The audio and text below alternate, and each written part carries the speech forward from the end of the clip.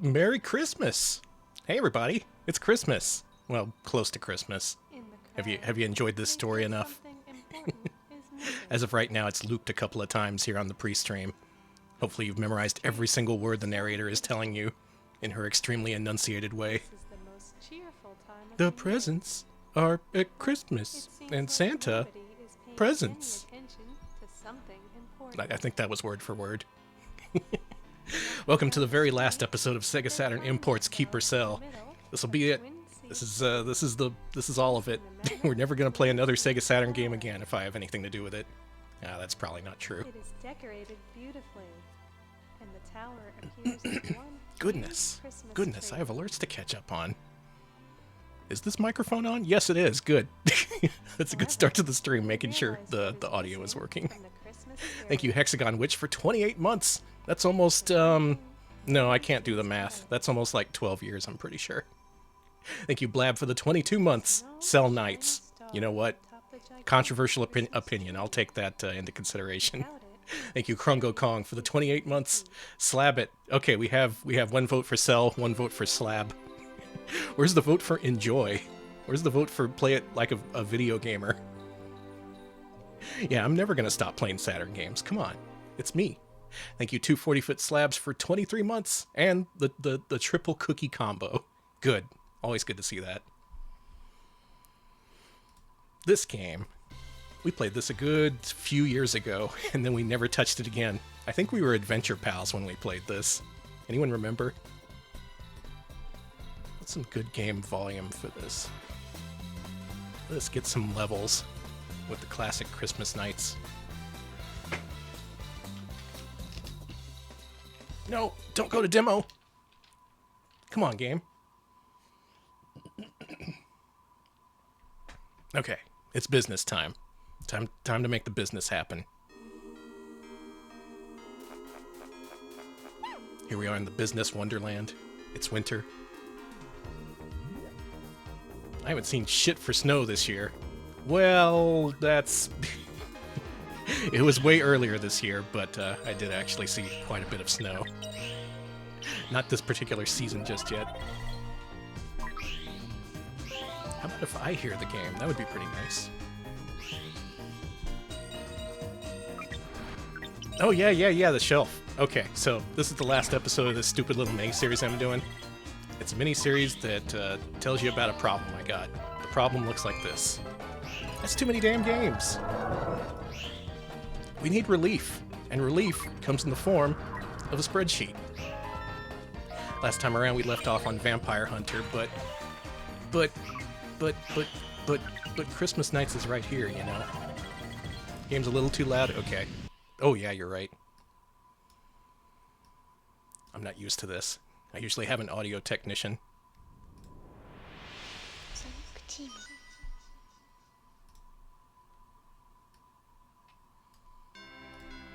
The city is covered with Christmas decorations.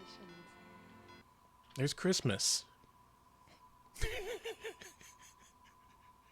I'm getting clowned on before the show even starts. That's good, though. I need fewer gaffes, more gaffers. Oh, why not play through a quick round of Christmas Nights? It'll take like a couple minutes, and, you know, 'tis the season to be sharing, Fred. Oh, right, yeah, we're in Christmas, we're in range of Christmas. Like a couple weeks before Christmas, this game becomes Christmas-themed. Usually it's just a regular old Nights demo disc.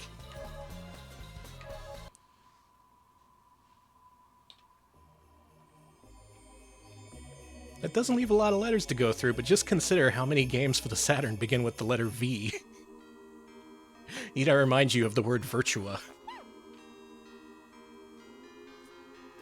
You know, I never did play the Sonic Adventure Christmas DLC. I've seen a lot of pictures of it, of that tree being all like, welcome to the year 2000. The new millennium where everything will go right. It's gonna be cool. That's what Sonic said.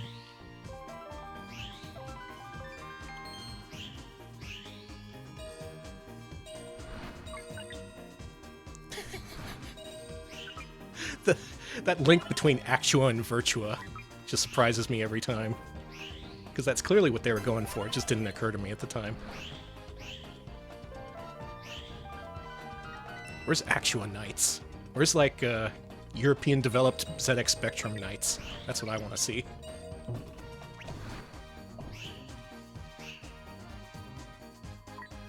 I'm terrible at this game.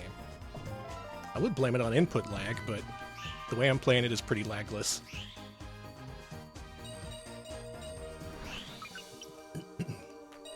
I've never played Monty on the Run. It better be exactly like Knights. I don't need to get an A+ ranking. We got business to take care of. Let's just speed through the snowscape.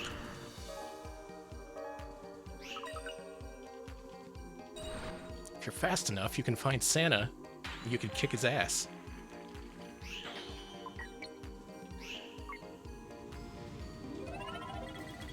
That's the rarely seen No Mercy Santa run. Thank you, Uzi, for the 50 months! Is that possible? Have we even lived through 50 months? Thank you, though. Merry Christmas. We're speedrunning. Usually I'd take several more loops through this segment, but nope. Yeah, finally Santa gets what's coming to him. That'll teach him. You know, Santa, not to bring up old wounds or anything, but Santa never got me a Sega Saturn. I was a Sega Saturn free household, all because of Santa. I wanted one. I had a Genesis, I had a Sega CD, and I had a 32X. Can you believe that? That thing, that horrible-looking monstrosity where you stack all those together. That thing that only exists for internet people to make fun of. I actually had that.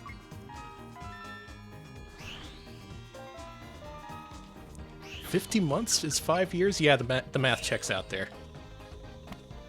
Yes, the Tower of Power.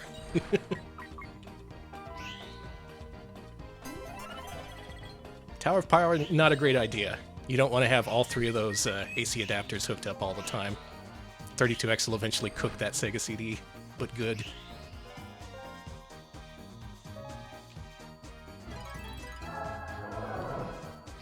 Oh yeah, that's right, they did remake Doom for 32X. Finally righting the wrongs of the past. Me, I didn't know any better. That was the first time I played Doom. I was like, this rules.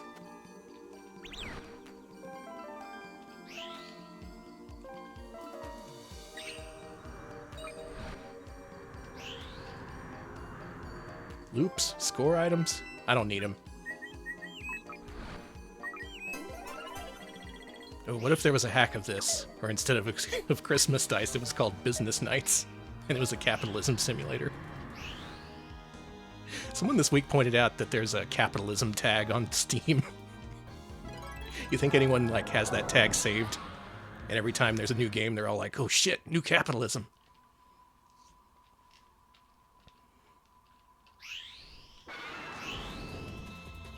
Getting the 32X on discount is definitely the way to do it. I got it that very Christmas with Star Wars Arcade and Doom. I guess after that it's kind of obvious why we didn't go with Saturn afterwards. Hey Scarlet Swordfish, you haven't missed nothing. I'm just messing around with the first game here, Christmas Nights. Sneakernets, Navjack, you're all here. Welcome. I never say hi to people, I should do that. It's just a nice thing to do.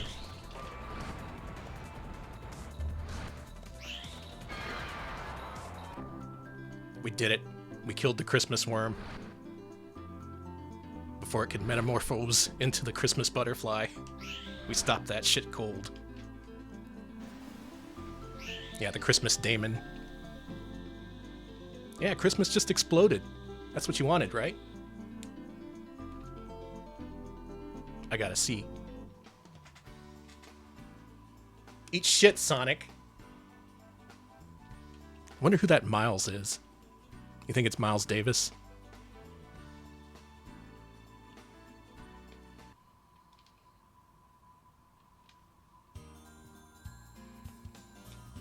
Let's open our Christmas presents.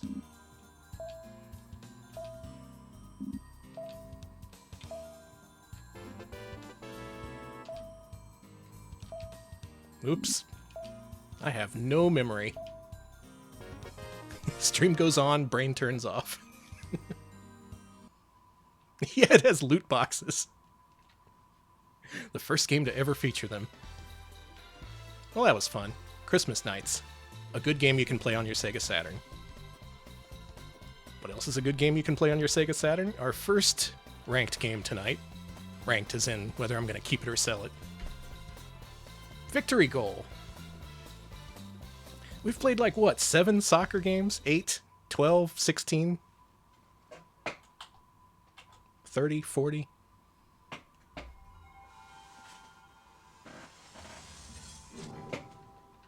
At long last, Victory Goal. That sounds like a game we've already played. Oh, did you see that? Did you see that just now? The Saturn's front end just before the satiator kicked in? I don't know what caused this to happen, but at some point when I plugged in this afternoon, the Saturn decided it was a Japanese Sega Saturn. Look at the previous archives. You can see it was all in English. It's just today when I turned it on, it suddenly decided it was a Japanese Saturn. I played so many Japanese games, it just defaulted to that. Victory Goal.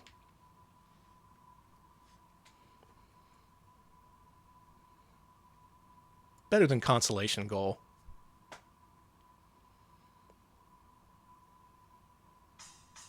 I prefer Participation Goal. It's just good I was there. Wait a minute, I've definitely seen this. Haven't we?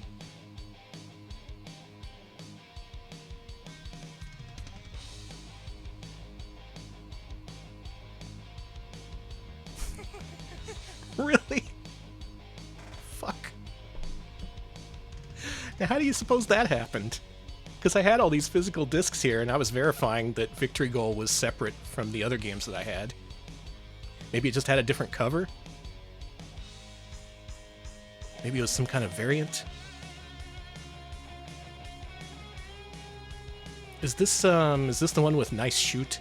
I remember that one. Oh, this is the J-League version. Is that really the difference? J-League is a specific soccer club, I think. Is that what you call them? Club?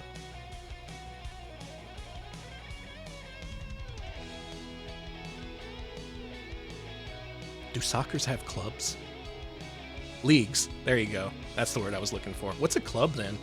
Is that, like, specific to European soccer?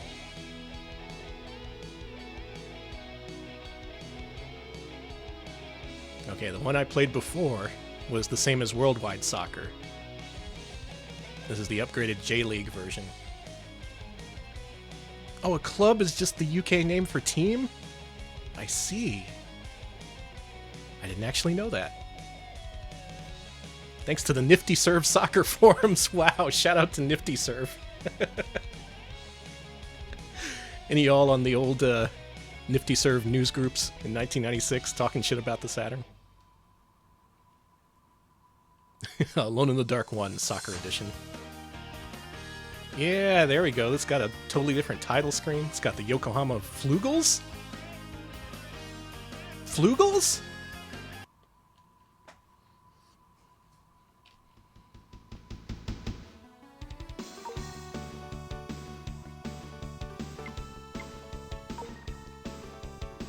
We have the Antlers. We have Jeff United.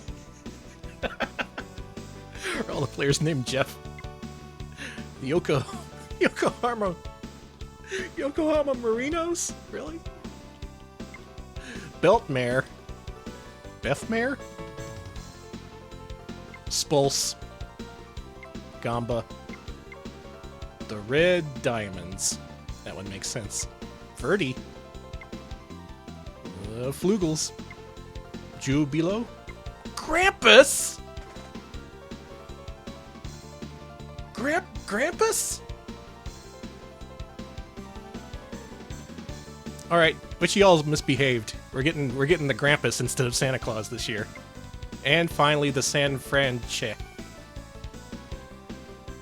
We're going with Krampus versus the San Franche. The Nagoya Krampus.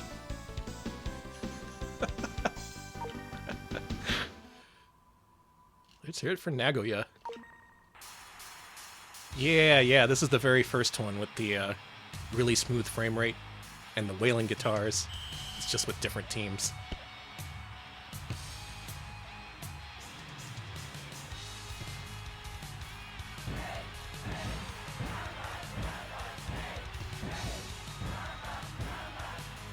What are they chanting? Anyone make that out? Let's go, Grampus. Yeah, I think this is honest to God 60 FPS. They do that with a really simple polygonal pitch, and they just use sprites for characters. Saturn's real good with sprites, if you hadn't heard.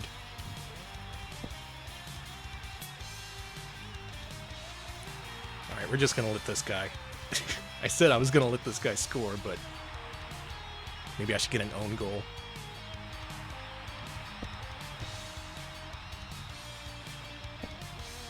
Come on, Grampuses! I want to be a soccer hooligan, but for the Grampuses. It's 144 FPS. We made that Ultra HD Saturn everyone wanted.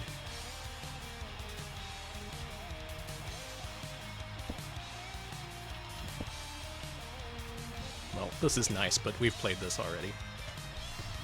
And I think we can keep one, but not the other. Wait a minute. Did I keep the other one?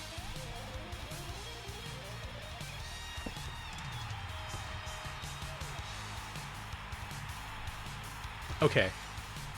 Sega International Victory Goal. How about this?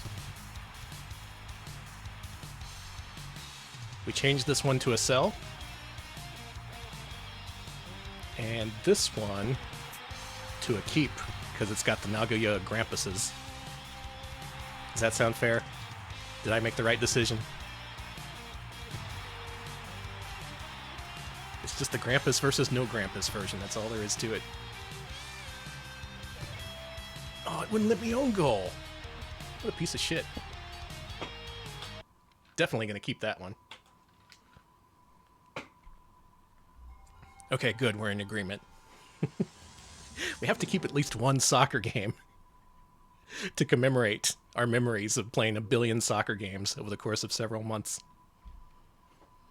Our next game is Virtua Fighter. Anyone hear of this one? Virtua Fighter. Virtua, not a word as far as I know. Oh. Okay, it's not just me. No one's heard of this.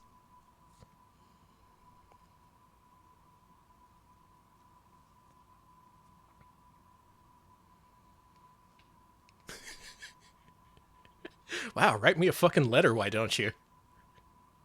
I just don't have enough save blocks. Big deal.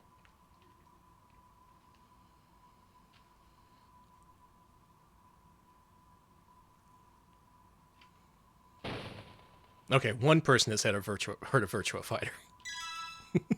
Dear Danny, clear out your Sega Saturn memory. Looks like a dang pigsty in here.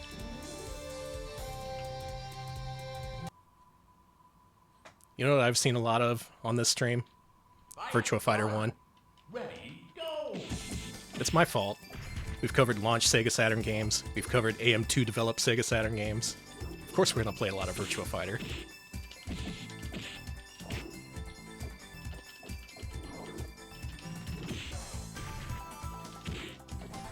Oh, damn, I still kind of like Virtua Fighter. That's the problem. That was a good end to that match.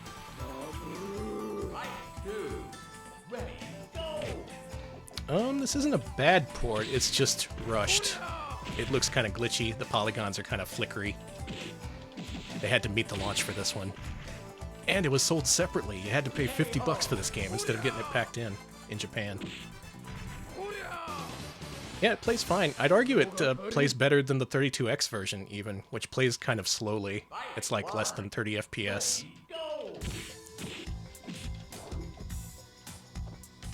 Virtua Fighter, by the way, was the very last game I bought for the 32X at retail. I got it from Toys R Us, where they were clearing it out for like $15. Took it home, played it for a couple hours, and took it right back. The last 32X game I bought was a return. Wow, he disappeared almost completely there. These glitchy-ass polygons.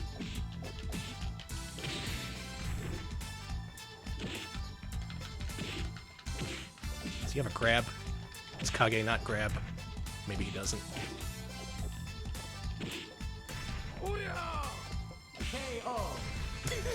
That was good.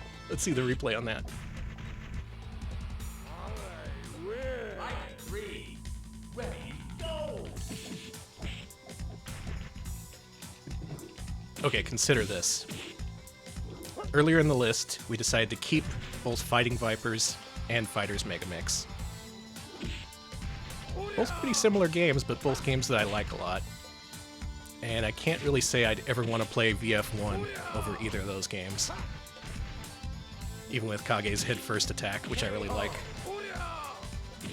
Oh no, he's gonna dive right into the concrete. Check this out.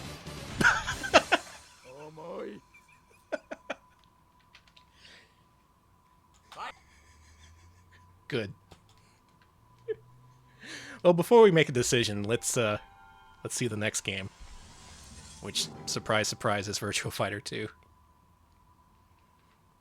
I've said it before, but the way I got this collection is just by buying random lots of Sega Saturn games, so you're going to end up with a shit ton of copies of Virtua Fighter and VF2.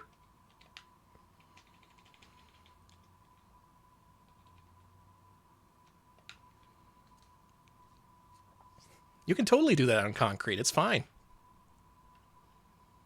You just gotta practice with your head.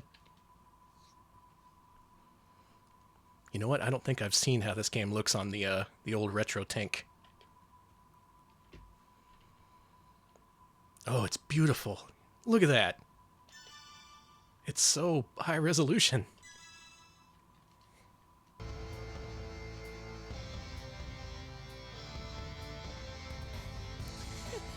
I'm also an herbal doctor, and I also collect medieval herbs. Congrats to Shundi, about to celebrate his 110th birthday next year.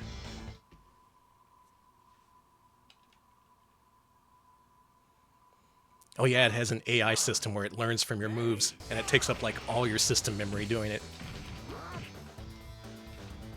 So yeah, just compare how this game looks to how VF1 looks, and you'll see why people went kind of nuts for this game when it was new.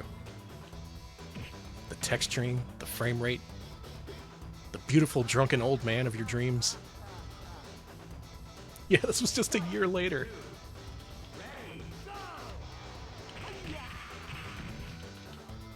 I forgot that he takes a swig after he throws.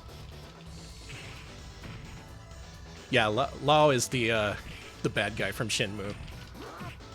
He has one of the Phoenix mirrors.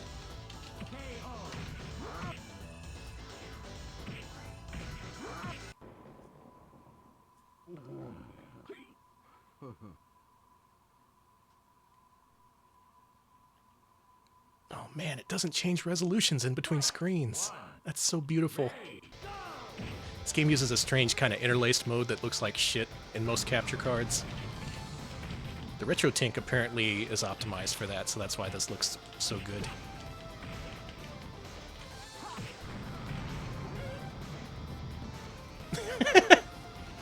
I'm just gonna lay there.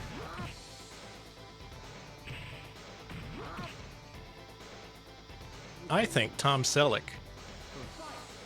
should play Lan Di in the Shenmue movie. I can't see a single thing wrong with this. And swig. Does he get drunker the more throws you do you think?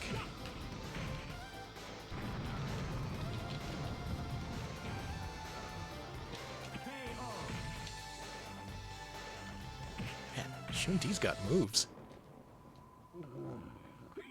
And he loves to drink. And the drunker he gets, the more powerful his moves are? I think I found my character.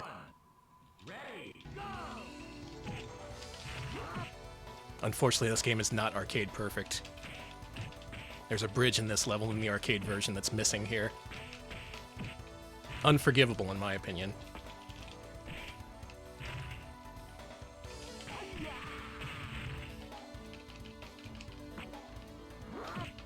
He has moves where he just, like, flops. Have you noticed? It's real demoralizing for the opponent, I think. To just see a dude flop on the ground. Man, this guy can flop like no one's business. Yeah, these are very nice background JPEGs. Nicely detailed, but JPEGs. You know what? Shun number 2, you got this one.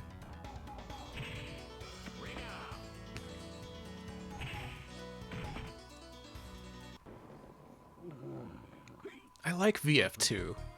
Do I like it more than VF1? Probably. I still gotta think about this, because we got more Virtua games to play. How does this game stack up to Virtua Fighter CG Portrait, Volume 1, Sarah Bryant?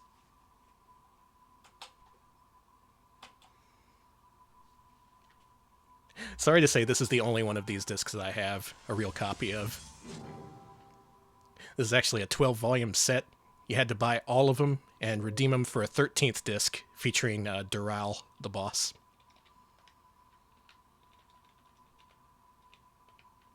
I only got number 1. This is totally a game. You pick an option from a menu and a thing happens.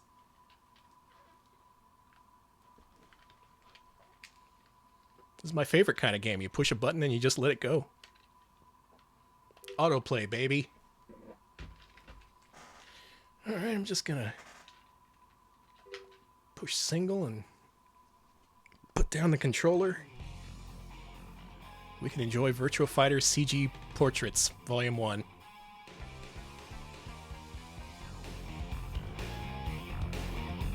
Let's bump the volume a little bit on this.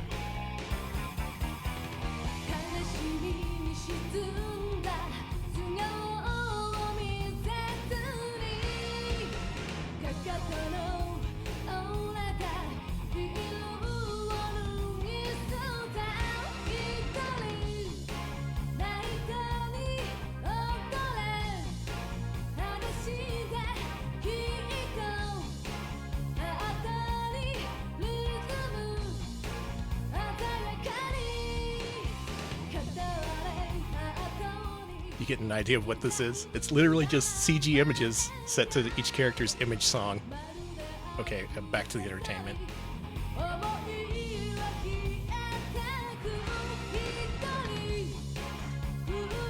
This does kick ass. It kicks ass that there was a time where people would buy this, like individual disc based on all the characters.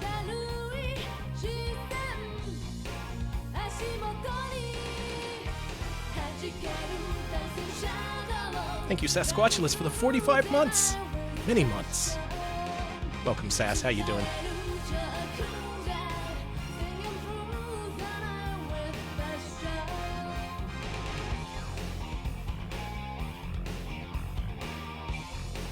Bike and CG portrait. Yeah, they gotta bring this back for Guilty Gear.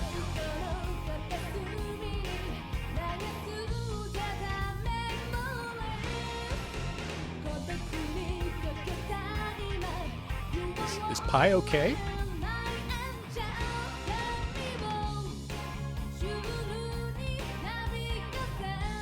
Oh, just girlfriends having drinks by the pool. Lounging normally.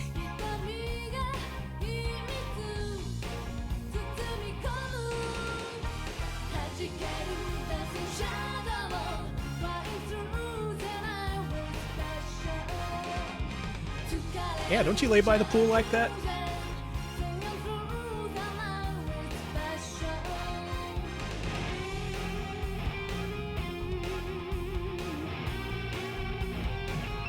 Hey, let they who have never clipped through the cement cast the first stone.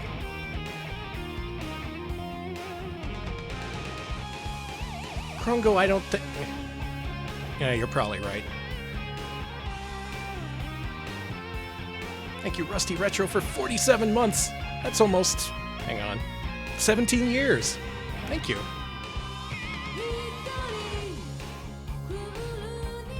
I wonder if I got animated emotes. I should check at some point.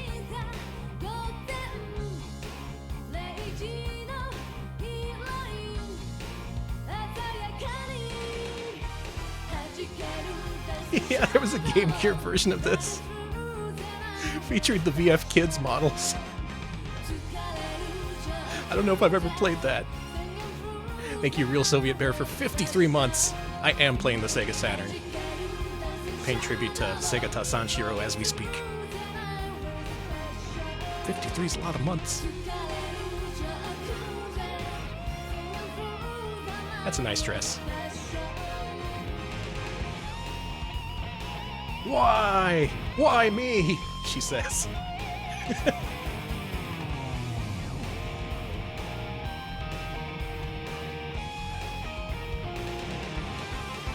Yeah, this is a full-ass 5-minute image song they made for each of these characters.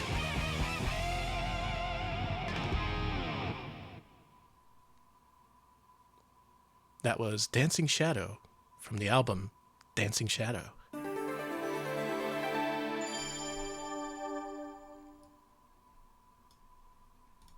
So what do you think?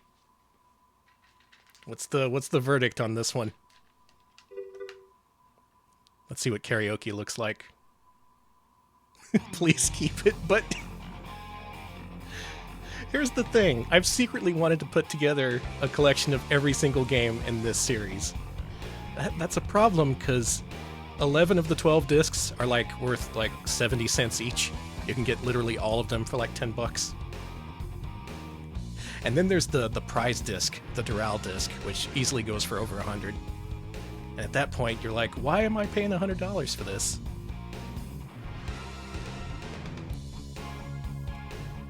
I can't argue with it, though. You can't argue with the people. That is a keep for sure. Out of VF1 and 2, which would you keep? Probably VF2, right?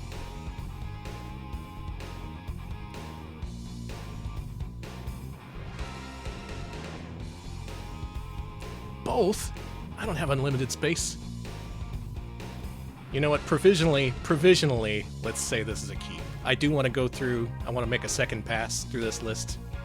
This might not make the cut when we do that second pass, but for now, let's say yes.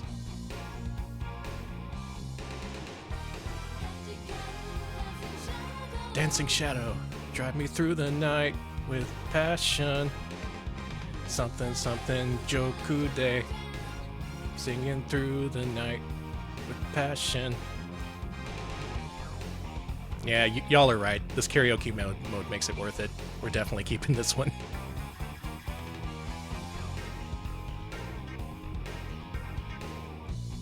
Yeah, this instrumental version is pretty good too. You're a lonely midnight angel, chat. What do you think of that? Okay, I'm glad my passion comes through.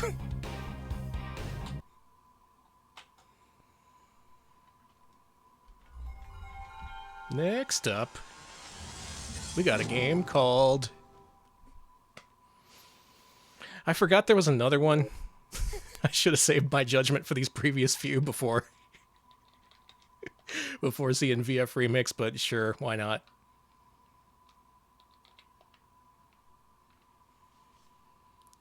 It's hard to overstate just how much Japan loved Virtua Fighter. They loved the shit out of it. The Sega Saturn's success was predicated almost entirely on Virtua Fighter's popularity. They made it, they remixed it. Patience, Grasshopper, get fucked. Virtua Fighter Remix. I wonder if that's in the Japanese version.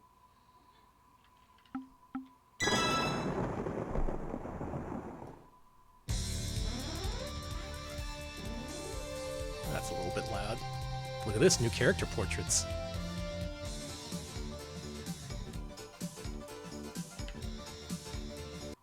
Oh, they aren't horribly freakish. I don't like that. Fight! 1. Ready, go! Okay, well this looks a little bit better than VF1. In fact, it looks better than it did in the arcade.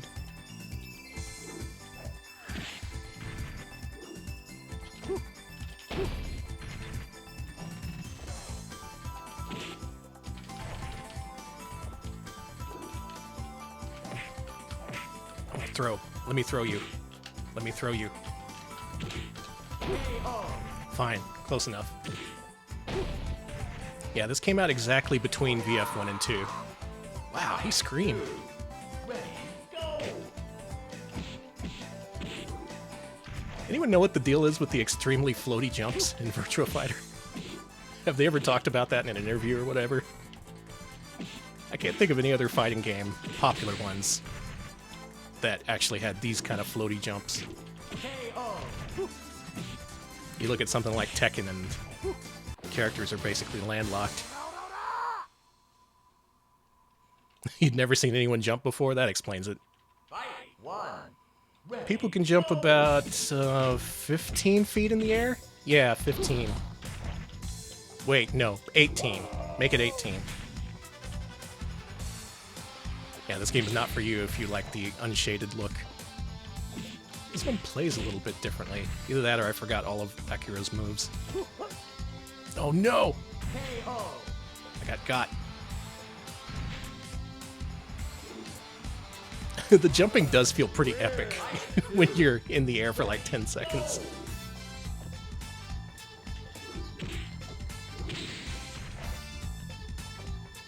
You know, this one seems pretty inessential to me. If I'm gonna play Virtua Fighter 1, I kinda want to play the original look. This remixed retexturing never really caught on. So I think what I'm gonna do is I'm gonna bin this one, as the Brits say. We don't have bins here in the States. Yeah, it's a little bootleggish, isn't it? Yeah, it's like the ATX mode. RTX, sorry. Austin, Texas mode.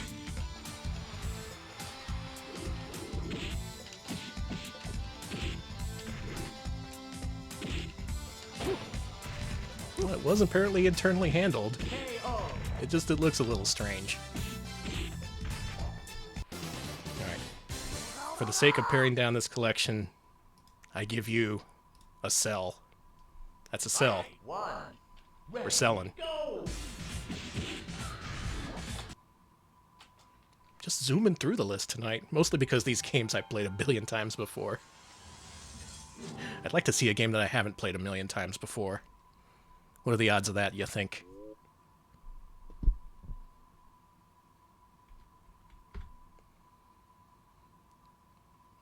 I accept.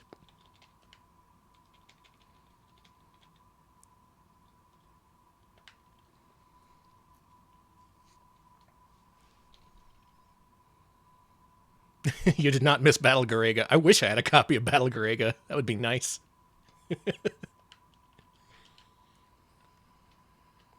Ooh, no, actually, here's what we should do. This is a Japanese game, right? So we should be playing the Japanese version, because I do have the US version, and that's obviously my preferred version. But is there a reason to not have both? Is the Japanese one unplayable for English speakers? Let's find out.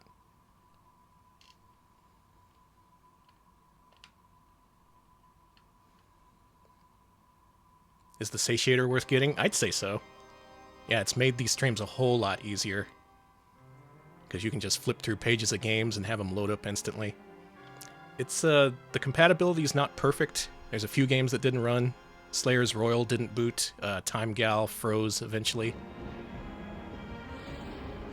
I think there was at least one other game that didn't boot as well, but it's not very often you find a game that doesn't boot on the satiator, luckily.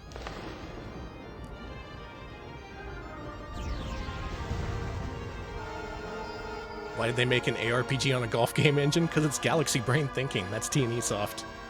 That's thinking outside the box. That's what gets you this game. Yeah, satiator's pretty nice.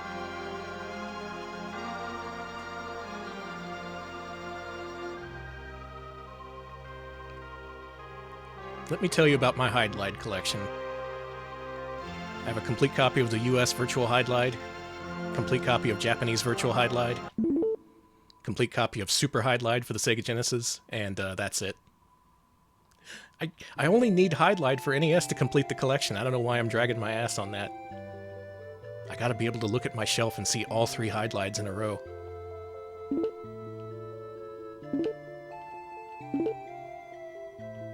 Alright, generate me a world.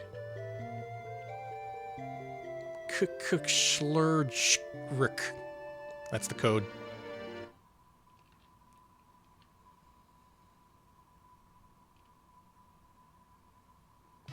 I'm sorry, Rusty. Well, clearly the answer is to learn to appreciate Virtual Hydlide. It's even deeper and some would say more fun than Guardian Heroes. Yeah, we're setting a new world record. This game's main runner, Gyre, actually uses the Japanese version, so maybe that's preferable for speedrunning? I mean, he would know, right?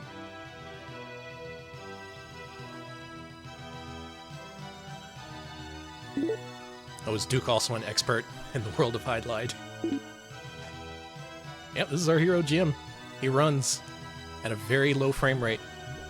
He takes his time to get where he's going. Yeah, he's a chunky little elf guy. Gyre only plays the Japanese version because it's cheaper. You know what? I can respect that. That's fine. This is Virtual Hydlide, a 3D action RPG for the Sega Saturn. It's the final entry in the long-running Hydlide series, which is mostly only popular in Japan. If you've never seen this is kind of an infamous game just because of the way it looks. That whole digitized graphics and 3 frames per second presentation. Yeah, they didn't make any more after this because they perfected it. This is Hydlide at its best. I mean that sincerely. Yeah, that's true. Someday someone could buy up the Virtual Hydlide license and remake it. I tell you what, limited run. They put Plumbers Don't Wear Ties on the Switch. Where's Virtual Hydlide? This is a good game. This is a game that people actually want. Yeah, you like that big gravestone that just turns to face the camera? It's pretty good. Okay, what we got there was the cross. We got that by desecrating a gravestone. Just gonna put that on, and we're gonna head over to Dracula's mansion. Yeah, the remake should still run at 3 FPS. Oh no, not in virtual reality though. This would make me vomit. It would be much vomit. Someone described what you see on screen right now as looking like vomit. I think it's beautiful. Was there a tree man? Yeah, there's a Trent.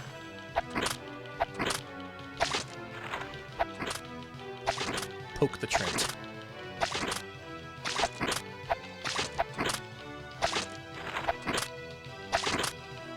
Yeah, doesn't this look beautiful on the retro tank? I have never seen this game look so good. I can make out all the pixels. There's a lot of fun stuff about this game. You can beat the whole thing in under an hour if you know what you're doing. And by that I mean you don't even have to be good at it, you just had to have played through it once. It also has a random world generation feature, which is the thing I find most interesting about it. Like, it doesn't randomly generate terrain procedurally. What it does is it generates a 10-character code before each session, and then it just picks from, like, a variety of pre-built maps for this area. So this is just one of like 20 different Dracula's manors that exist on the disc. Wait a second. Wait a second. Hold up. Okay, now we're fine. I'm not used to solo streaming. Anything goes wrong, I'm all like, what did I do? Gotta fix it. That does look a little bit like Forbidden Forest on the old C64, doesn't it? That game's cool.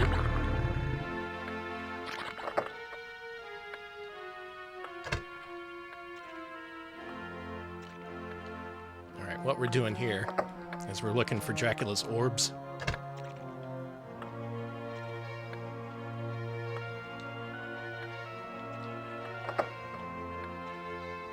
There's one.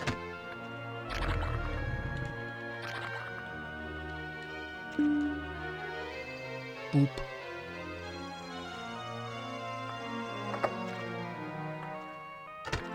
What zombie skeleton? I don't know what you're talking about.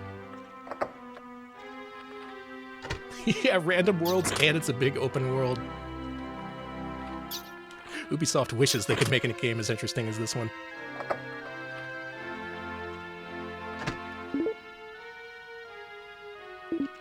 I don't think we hit the... Yeah, this one we didn't hit. I love it too. It's gotten more appreciated as more people play it and figure out that, oh, this isn't a terrible game. Actually, it's kind of fun.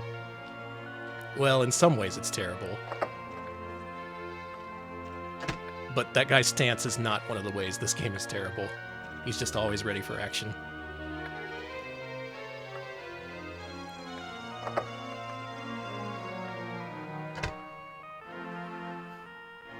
Sash, you beat this? Nice. So you know the truth about Virtual Hydlide, that it's actually playable and fun. Oh yeah, the last area kind of sucks. You can kind of mitigate that by buying items that identify treasure chests on the map. Yeah, I should mention your first playthrough of this game is going to be confusing and possibly frustrating, but stick with it.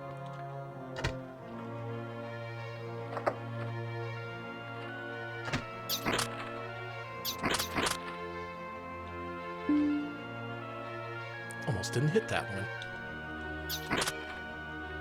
Usually there's 2 orbs on the first floor and 3 on the second, but this time around there was 3 on the first, so there's going to be 2 on the second. That means I can probably skip those 2, right?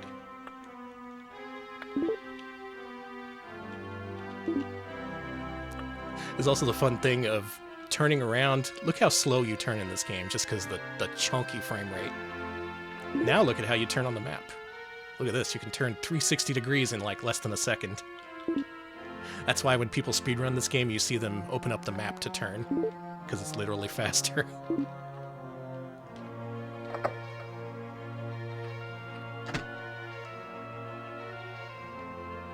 No orb.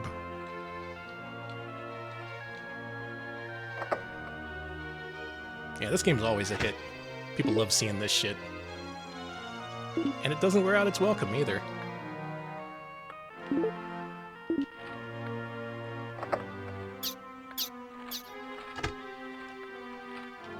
Wow, eat shit, Daggerfall. I've never played that game, so I'm just gonna take your word for it. This is kind of a prototypical Elder Scrolls, isn't it? Let's give this game all the credit. Hey Spinner, what's up? Good to see you. Remember this game? How much of this game did I make you watch over the years, do you think? Then again, I didn't start speedrunning it until recently.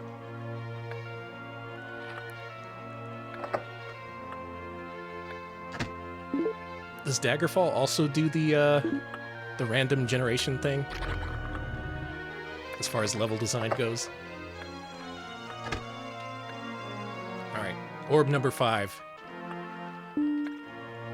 Now we can go kill Dracula.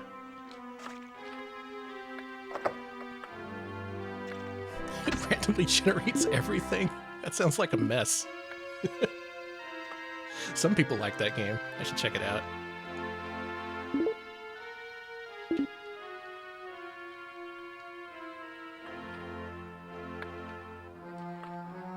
The only Elder Scrolls game I've seen a lot of is Morrowind, and that's just because my former roommate Spinner used to play it a lot. All I know about the... Oh, hang on. That's important dialogue. All I remember about this game is him playing that game, and then I hear a squeak, and then he goes, "God damn it, more cliff racers." That's the Morrowind experience as far as I know.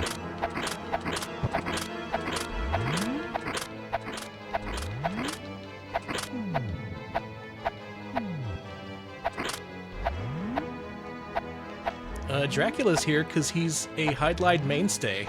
He was there in the first game. He was there in Super Hydlide, I think. It's a series tradition. Unfortunately, I don't have a good enough sword to lock him down. There we go, that was fine. Yeah, the way they put the filter over the last boss's voice. He's just like, oh.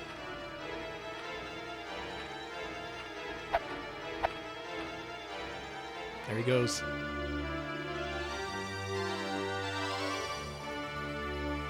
Yeah, those things just follow you around from town to town. I don't know. I don't see it being any better than Virtual Hydlide, though. Well, I've played this game a lot, and I think I'm due for another replay, so I think just to be safe, we better keep this one. I mean, you never know when you need to give a copy of Virtual Hydlide to a friend, right? There's some people out there who don't own a copy in any language. We gotta fix that. Next up, are we still in the virtual spectrum here? Yep, we sure are. Virtual on.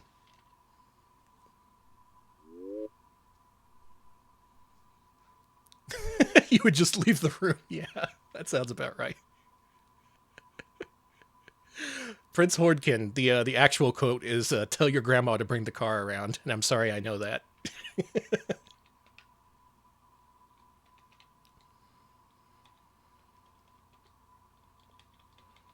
Virtual Casino. Can't we just play Virtual Hydlide again? All right. Ooh, I got a Virtual On stick too, but I never use it because the start button doesn't work. Doesn't that suck?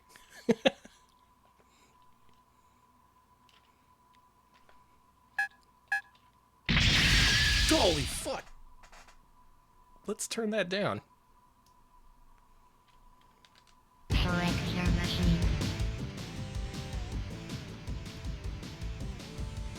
There we go. Dorcas!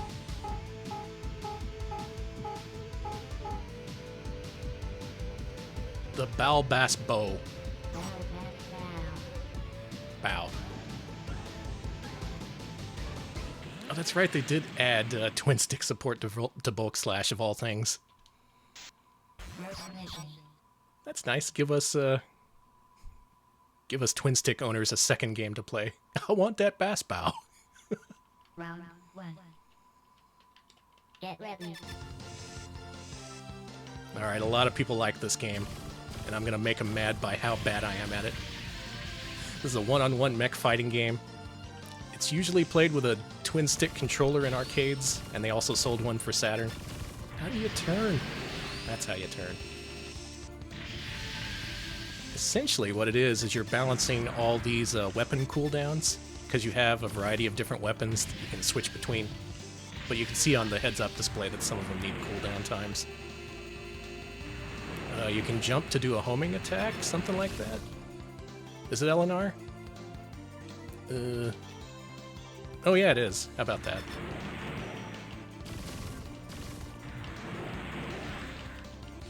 Yeah, I remember this first stage music too. I've tried to play this game, I'm just no good at it. I've talked to people who are fans of this game and they're all like, maybe you're just not picking the right mech. They're probably right. Yeah, I also enjoy the get ready.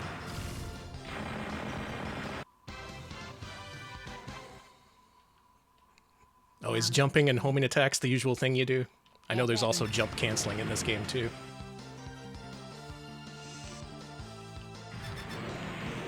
This is classic Sega. It's emblematic of what they make and what they're all about.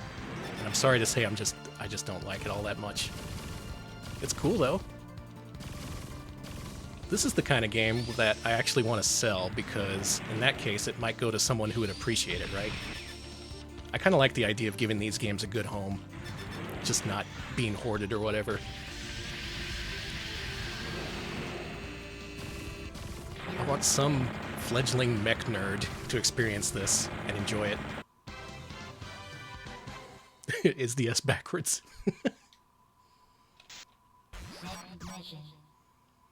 See, Cyber Sled I'm actually good at. I don't know what it says about me that I prefer Cyber Sled over freaking Virtual On. Oh yeah, certain magical Virtual On. Yeah. They made a couple more of these recently that they just never brought out here in the States because they were based on the animes.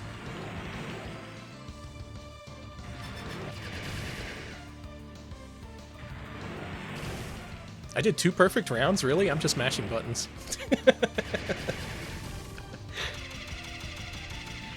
Oh yeah, the arcade version of this is good for sure. You really need that cockpit plus twin stick setup.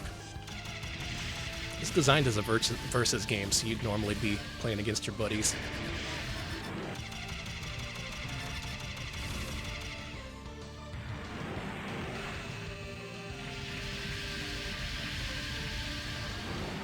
I'm kind of liking this mech better than the other ones I've played before. Maybe I do need to just become acquainted with this game before I love it. Or I could just play one of the mini sequels, which are apparently better. The Dreamcast one is the one people really like, apparently.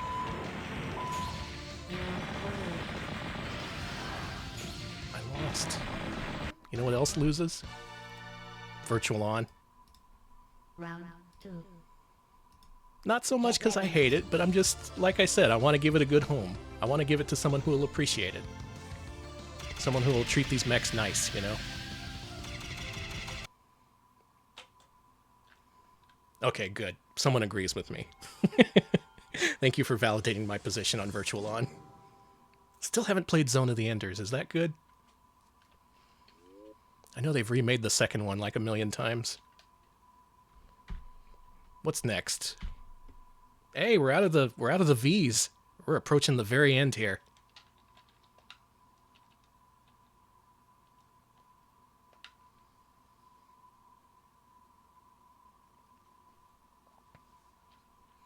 Like the first one a lot, second one's okay. That makes sense. What? What?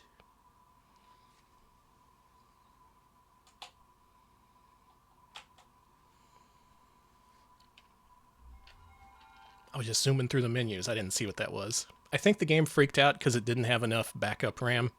And this being a literal launch title, it probably didn't know what to do. It's alright, why don't you look into my Sega Saturn's memory, you perverts. Don't tell anyone about what you see in here. I'm keeping this one. Keeping this one.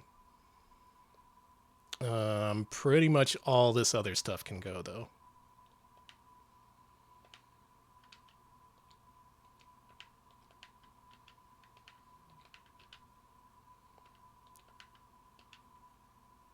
What were any of these games? I know I played some of these. This one's Pebble Beach. Pinball Graffiti. Oh yeah, I was playing that the other day. That's pretty fun. I want to practice that more so I can do an actual playthrough. Quo Vadis takes up 5,000 blocks of memory? More like, Quo, get the fuck out of here.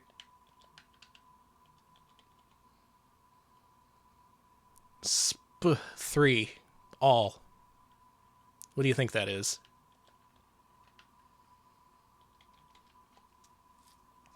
It doesn't have its own internal memory. Someone made this homebrew application that allows you to tunnel into the Sega Saturn's memory while the satiator is active. What's Sp3? What did I play with? Super Robot Wars? I'm guessing it's Super Robot Wars. We're going to say no to that one.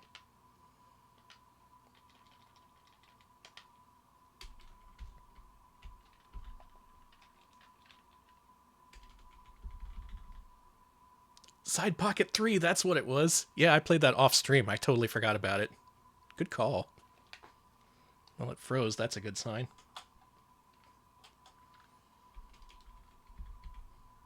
Shining Pores.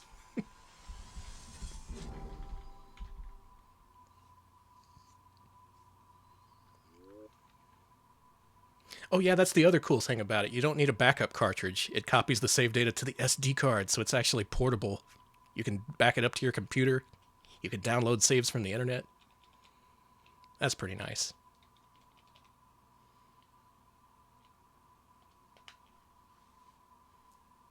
No, I deleted the Spirit of Minnesota Fats. Here we go. We covered this one when we played launch-era Sega Saturn games.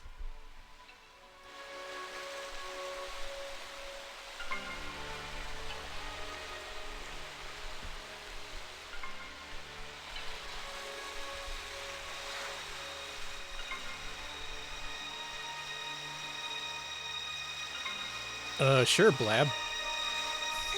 Is that something I played?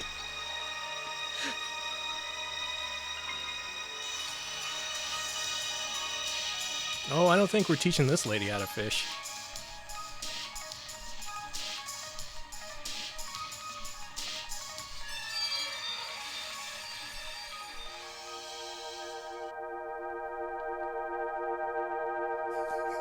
Yeah, we're ranking this in shames per second.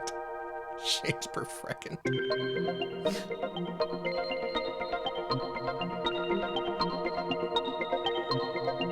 Yeah, this is a game about sea zombies. Oh, this is loud. There we go. Computer designed by Micronet. Sarah Palmer John. That's basically what this is. This is one of them detective mysteries that was popular for a certain era.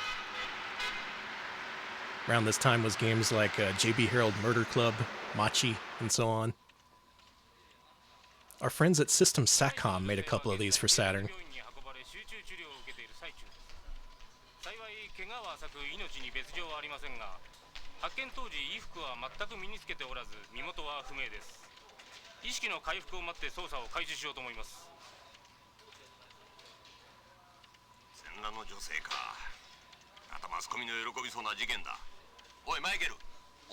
I forgot about that orange right. Yes.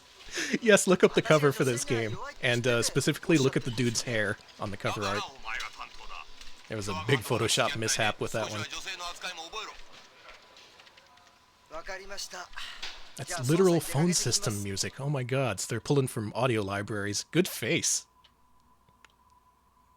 That's worth a keep, right?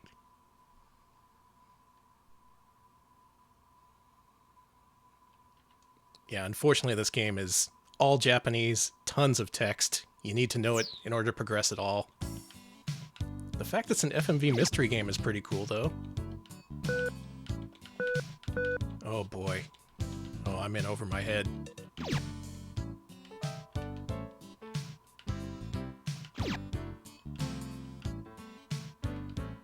Like the music, at least.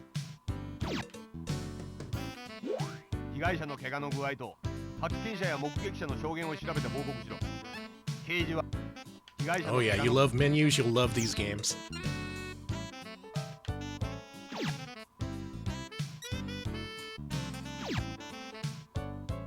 What about these tire marks, buddy?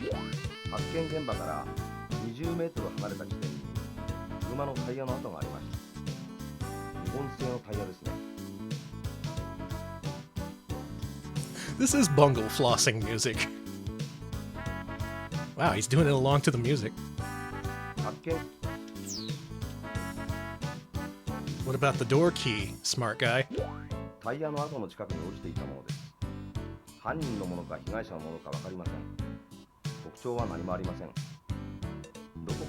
Yeah, someone putting their heart and soul into that cowbell. One last thing. What about the Rento Gen?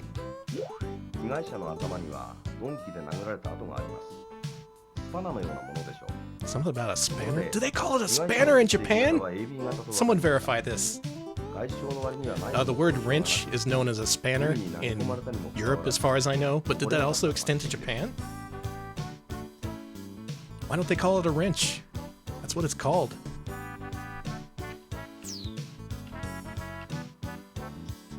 Oh yeah, my mistake, it's a supana. Spanner is used in Japanese, god damn it! I don't know why that pisses me off, but it does. Every so often you'll come across a UK-developed game that calls a wrench a spanner, and I'm all like, come on. Supana 8.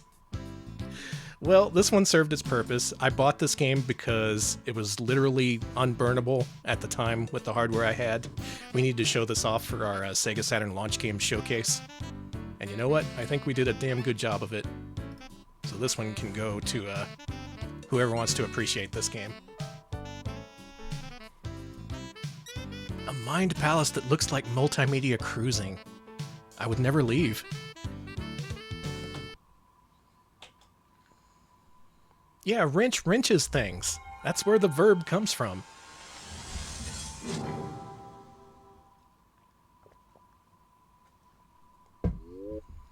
God, so pissed off. You can hear how pissed off I am, right? Next game. Winning Post 2, Program 96. I'm going to try something wild with this one. This one I found out earlier today. It's not actually on the satiator, but I do have the disc within arm's reach. So we're going to find out together if we can bypass the satiator using a one of them memory cartridges. You'll see.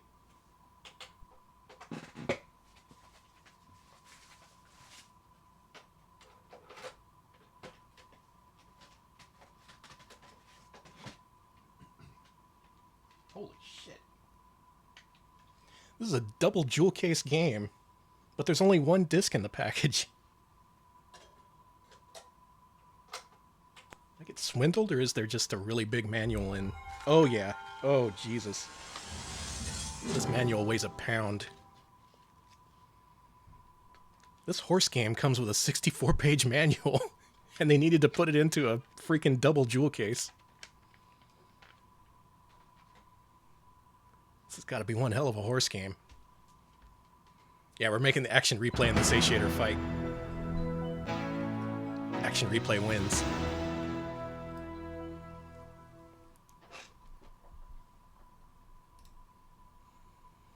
Part of the Ko Shibusawa simulation series. No, not the horse poison. Please. 春の嵐の夕暮れ、一頭の子馬が生まれた。彼女の名は春来。初めて立ち上がった瞬間、ひときわ大きな雷鳴が轟いた。 Yeah, there's some PS1 games like that. I think Beyond the Beyond is one of them. It's a one-disc game with a giant manual. 母を超える名馬になってくれという願いとともに。 They're talking about how a legendary horse was sired on a dark and stormy night. It was talking about its mom. 名品から名品は生まれないよ。そんな周囲の声をよそに、彼女は無心に、そして Oh yeah, Tales of Destiny is another one. The ogres. やがて彼女はターフをかけるサラブレッドとなった。そして彼女は走る。母の果たせなかった夢を叶えるために、まだ見ぬゴールを目指して。 With a dream in his heart and a desire to honor his parents, the horse heads towards the goal. How accurate was that as a translation? It was mostly guessing.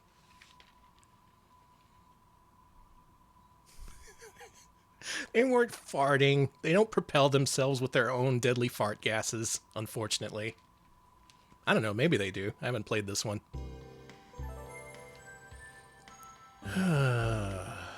Pog! Wait a minute. Which of you jokers took up all my Sega Saturn internal memory with your Pog data? We have Pog Data 1 coming in at 451 blocks and Pog Data 2 through 5 coming in at 500. Thank you, Cambrian Area, for the 35 months. This is Pogger's data for sure. Ugh.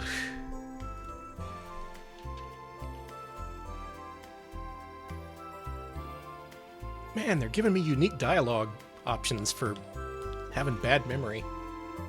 I will Seibu Shinai, thank you.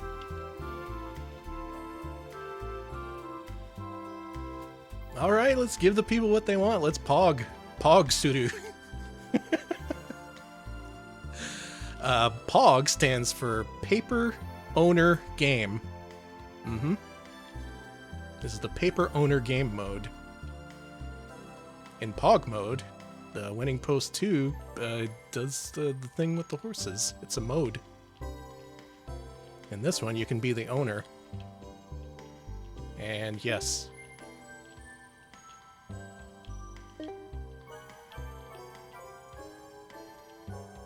Two people? This is a multiplayer mode? I will not say that word. If you want to hear that word, go to the Chuck E. Cheese channel. He'll say it once every blue moon. Ponage, ownage, gameage. That's what that is. My name is a small ah. Excuse me, a small ah.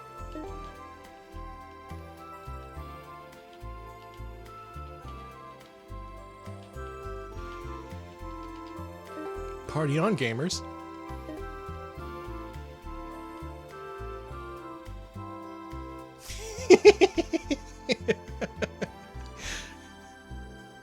Look at this guy. Now, is this a jockey, or am I gonna ride him around like a horse? Thank you, Elaguro, for the raid. Welcome, everybody. I promise I don't ride around 45-year-old men as horses. This is just a coincidence. Welcome aboard. This is a horse simulation game. We're doing POG mode, which stands for Paper Owners Group. Yeah, 1 year should do it.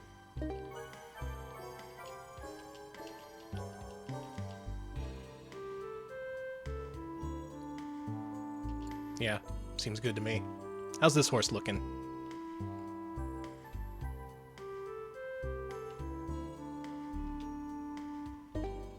You sure you want to go with this horse? Retro Pogs, come on.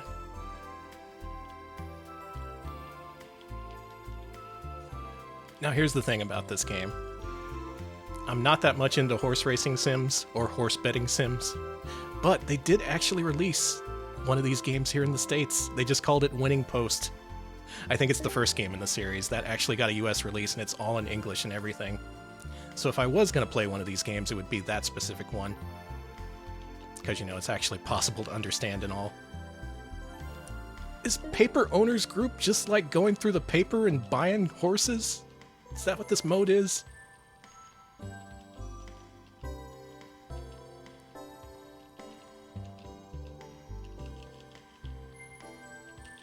I want to go out to the field. I want to see the horses.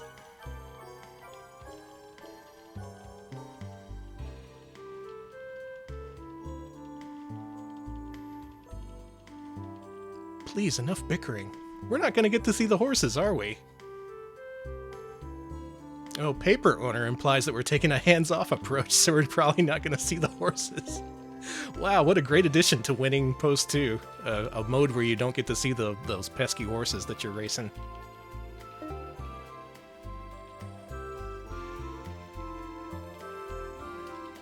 Yeah, let's go ahead and reset that. I want to see the real mode. We're going to race these horses and bet on them and win. Oh, paper driver. I'd never heard that phrase.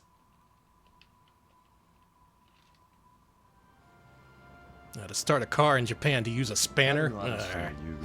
Still mad about that.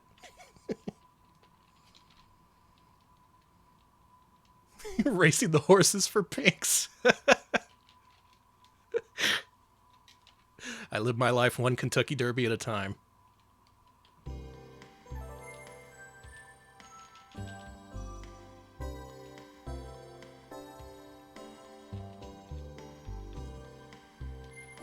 Okay, no pogs. We're gonna start from the beginning of the real horse mode. I'm pretty sure that's what that said.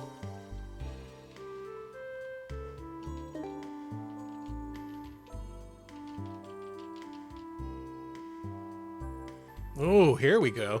We're living the horse high life.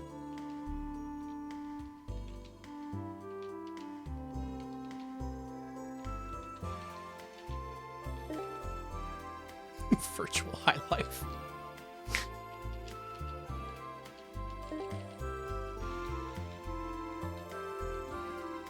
Yes, I'm a 10-year-old with my own racing horse. It's normal, come on. Thank you, Zodaku, for 42 months. Wow, that's a lot of months.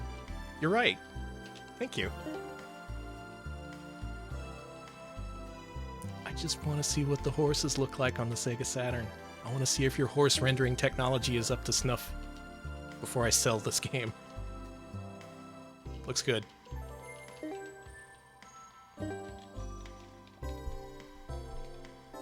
Who's that? He's part of the team. He's part of the family. Let's bring him in.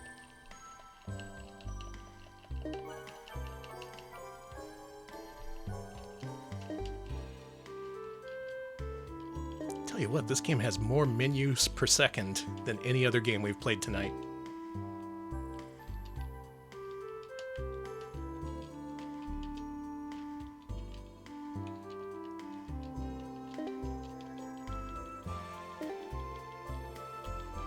Jeez, just bring in all the horses. Alright, we're turboing the button. We're turboing the C button. I'm gonna keep tapping until we see a horse race. Oh, here we go.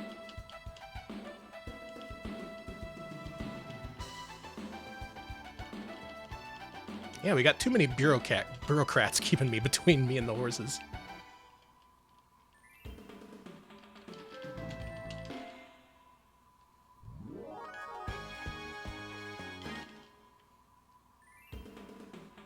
Yeah, bureaucrats, that's what I meant.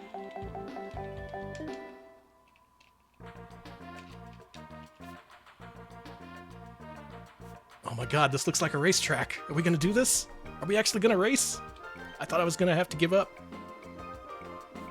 Yeah, horses aren't real. This is just a simulation of, It would be nice if the horses existed. This is what it's like if they had.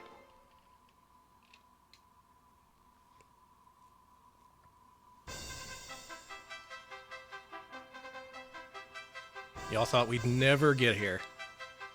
Y'all were saying we're never gonna get to the horse races. Well, buddy, look who's wrong.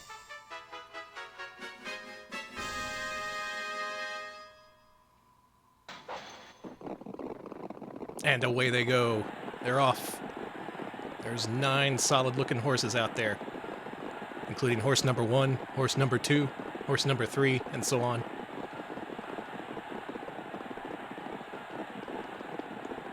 Of course, this is one of those betting simulation games, so you don't actually get to control the horses. If you want that, you should play Stakes Winner, which we actually showed off last time around. Is there a horse named Bing? Get that shit out of here. I don't want your sponsored horses.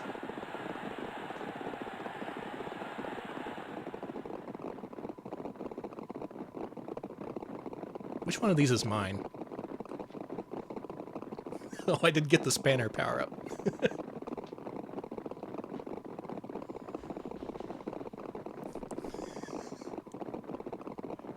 Y'all probably didn't hear that, but I just heard my cat launch himself at the window. There's a black cat that's been coming around at night, and whenever he sees it outside, he just launches at the window. Oh, they mean like Chandler Bing? That's fine then. These are some soothing horse hooves, aren't they?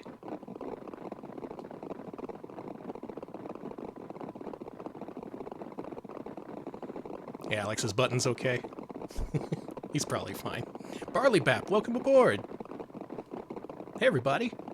How did, what were you playing? Mother 2, I think it was? How's that going? Oh, Buttons is fine? Good. Oh, look at this! We get the 3D view! This is the power of the Sega Saturn.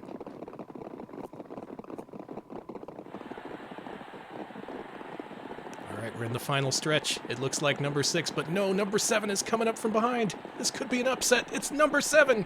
Number 7 by a hoof. Several hooves. Or wait, here comes number 9! Oh my god. What a thrilling victory that was for horse number, whatever. Oh, RetroArch crashed? That sounds like RetroArch. Glad you didn't lose much progress, though. It looks like it was 7 and 8. 7 wins by a horse nose. Horses have pretty big noses. Also, hi, Sakanakao, and also Dwimmerling. Hope you like horse games. I don't actually play horse games that much. In fact, what we're doing here is we're deciding whether we want to keep these games in our collection or not. I think after giving this one some careful thought, this one's a sell. I like the horses. I like the 3D horses especially. But man, you have to go through so many menus. And like I said, there is an English version of this, so if I did ever want to enter the world of Winning Post, I would play that one. I'm just wandering the halls of the track. Did we win? Did my horse do good? Where is my horse? Is this my horse? Thank you, Mr. Geop, for the Tier 1 sub. Thank you. Welcome to horses. Actually, it's probably going to be a long while before you see another horse here on this stream. Our next game... What? Wait a minute. Wait. That's right, I forgot we were doing something different. I had the cartridge plugged in. Well, you know, since the cartridge is plugged in, I can play games that didn't work on the satiator. So we get to go back to Slayer's Royal.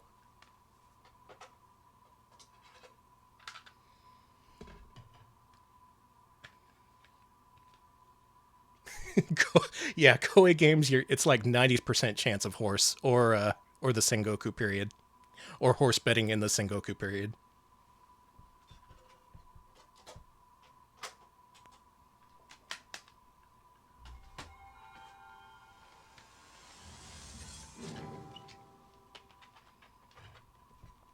Yeah, Sengoku or Sangoku, either one of those.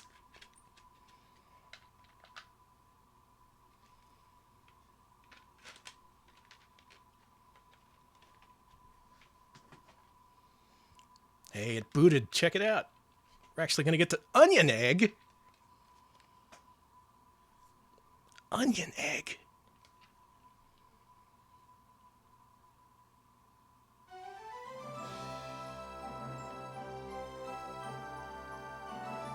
Slayers, brought to you by Onion Egg.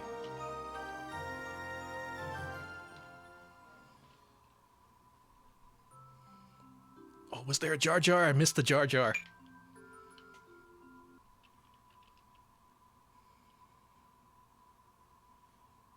Look at these 3D models. Look at them. They're beautiful.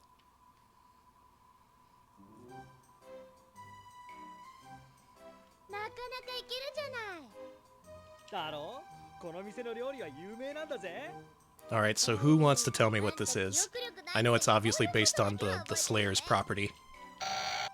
It was like, what, a manga and an anime or something like that?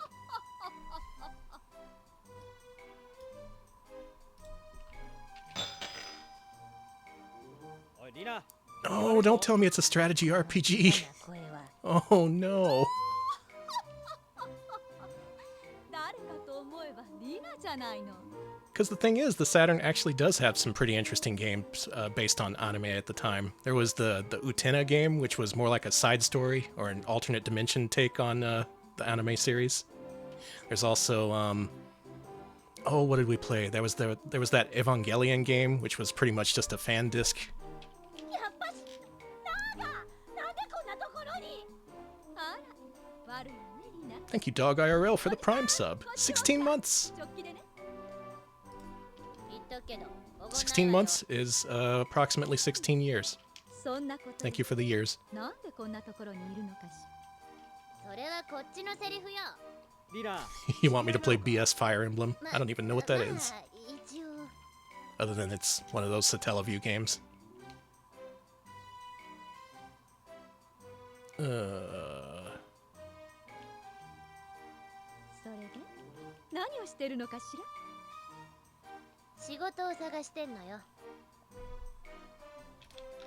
いつものように盗賊倒して金品巻き上げりゃいいじゃない。そりゃその方が早い。 Oh, the Nadesico game for Sega Saturn is also similar to the Utena game in that it expands on the existing lore. That's cool. Yeah, for a time, people were putting in the effort on their licensed Sega Saturn games. ナーガ様のすることにいちいち理由があるとでも。じゃあ道に迷って気づいたら。 I also miss Phil Timp's Laserdisc streams. No one else ever streamed those Choose Your Own Adventure Laserdisc games.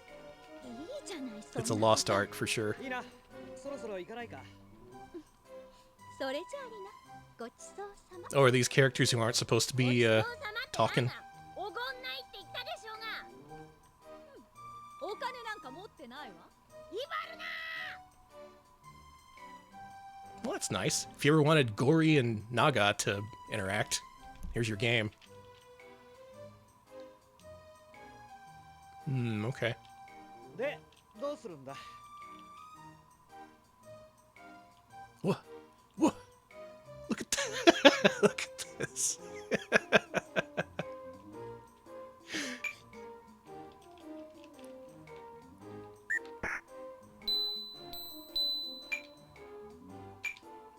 Let's eat.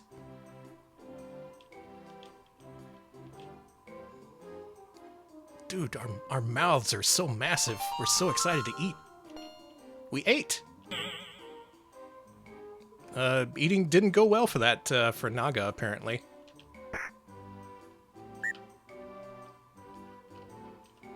Yeah, this is the Pog game.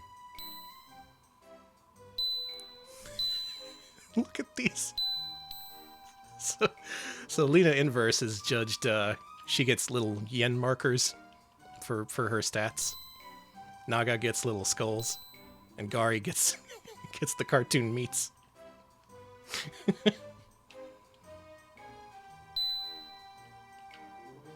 Oh, is Lena all about the money? That makes sense then.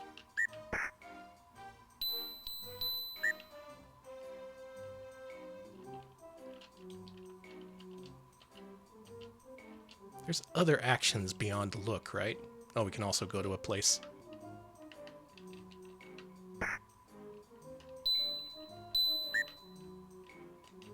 He's meat-powered. Hell, same.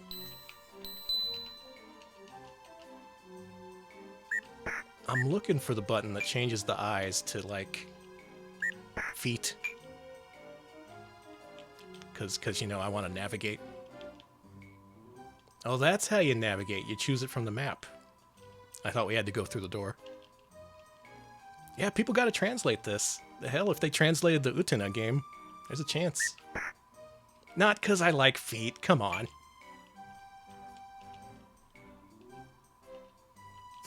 No, Alex is here and will delete any and all feet posts. That's a pledge, that's a promise.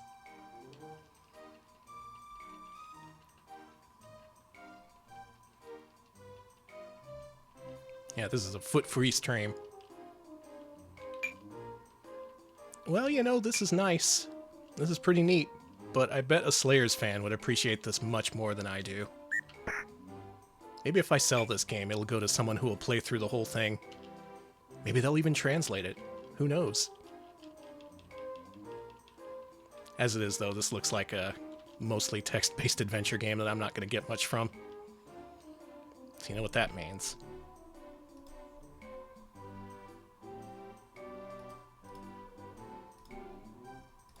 Selling it. We're gonna watch Slayers? Yeah, alright. Sure, let's do it. I saw, I went to the movies earlier this week to see Macross Plus. That was pretty good. I've never seen a Macross before. Makes me think I should watch all the other movies.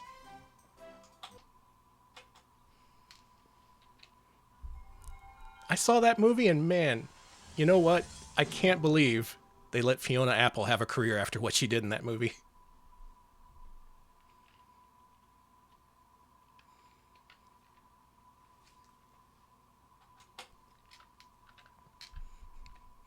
Such a good movie. I recommend seeing it in the theater. You know what else didn't work last time? This one.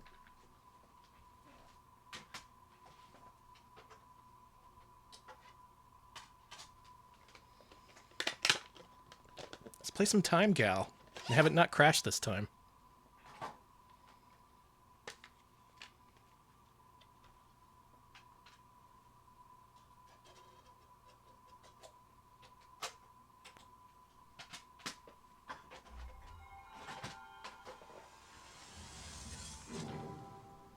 Yeah, she's the gal with the time. She's got all the time in the world.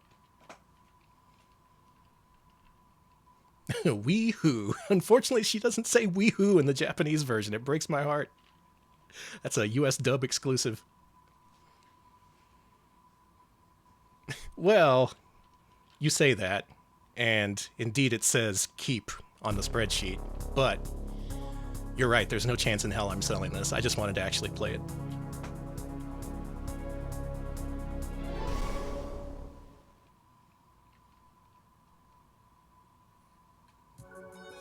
She does. Well, maybe she does say Joe DiMaggio.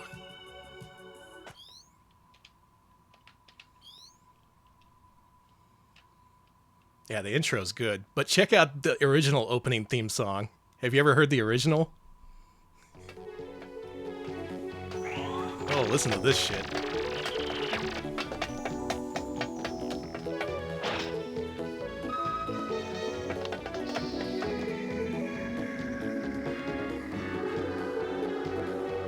The midiest ass MIDI music I've ever heard.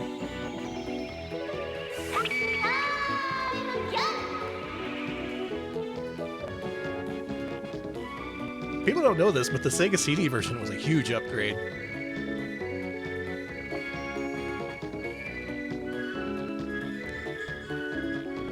Alright, maybe I'm wrong if people want this played at their wedding.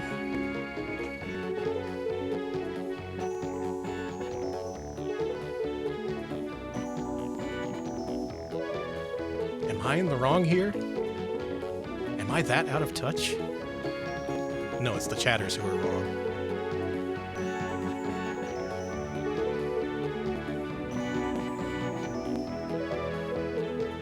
I guess I've heard worse theme songs.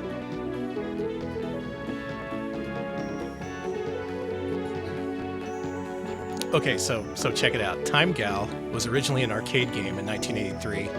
It was a Taito game. They were basically just being all like, hey, what if we did anime Dragon Slayer? And that's what that was. Then it was ported to Sega CD in a version where they redrew every frame of animation in order to fit the Sega CD's color palette limitations. And they redubbed it. 1985. Okay, yeah, there you go. And then the Sega Saturn version is a more faithful port of the original arcade game compared to the Sega CD one, which made a lot of changes. Yeah, they redrew the frames they kept. Looks good, though.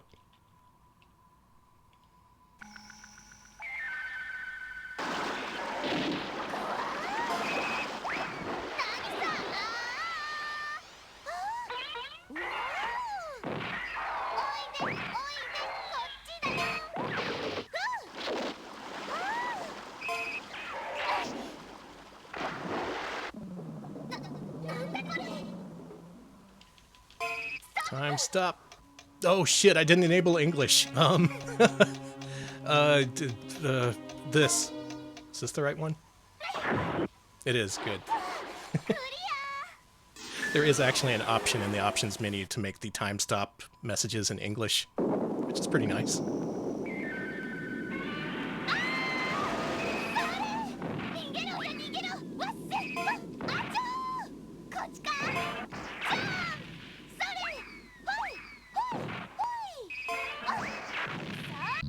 Oops. Yeah, when she dies, she turns into a gremlin. Alright, see ya, Spinner. Merry Christmas! Yeah, bring over Slayers sometime. We'll watch it. Doesn't Time Gal kick ass?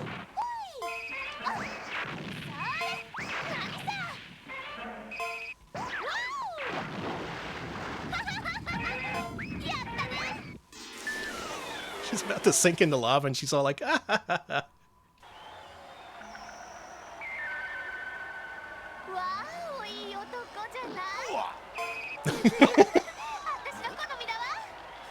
No regard for her safety. Just like, whoa, you're a good looking guy.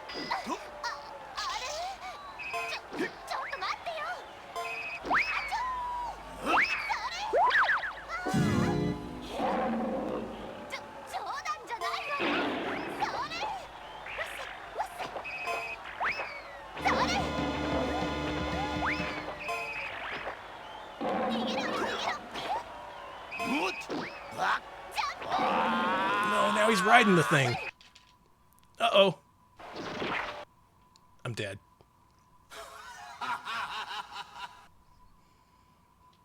Button timing's really tight in this version. I don't like that. The Sega CD version is very forgiving.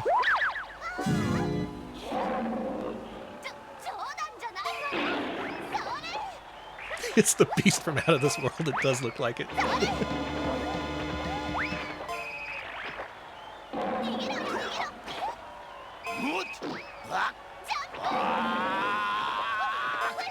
Shoot it. Yeah, get out of here. Yeah, we got one gal left. Let's see how far we can take this credit. Yeah, Alex, come in here and put a quarter into my Saturn. Did she just call it Mammoth-chan?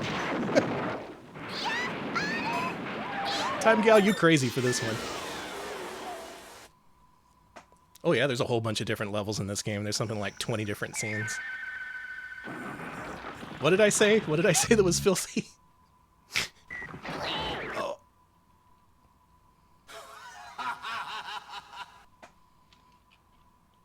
Well, she was good at her job until that happened.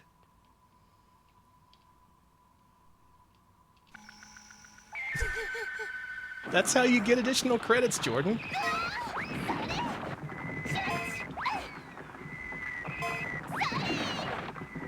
Ain't you never played an arcade game before? Oh, down I go.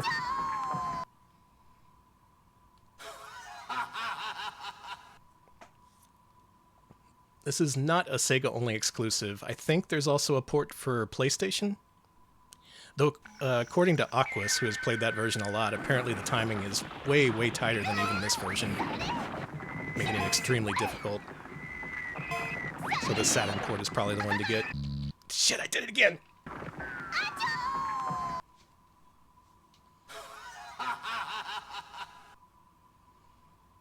Well, Time Gal, you really biffed it this time. History's ruined. I hope you're happy. Yeah, she went down screaming, Achoo! Dude, they give you like 10 characters to put in your name. D-curves. Yeah, these are all Taito games. Got the Pulirula shout out.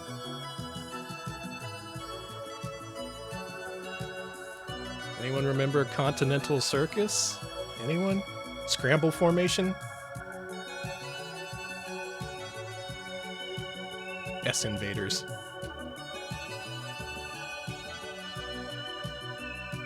Alright, I got that out of my system. Yeah, the original disc version of this still works, so I gotta keep it around for at least a little while longer. What a shame, what a shame. Not really, I love Time Gal.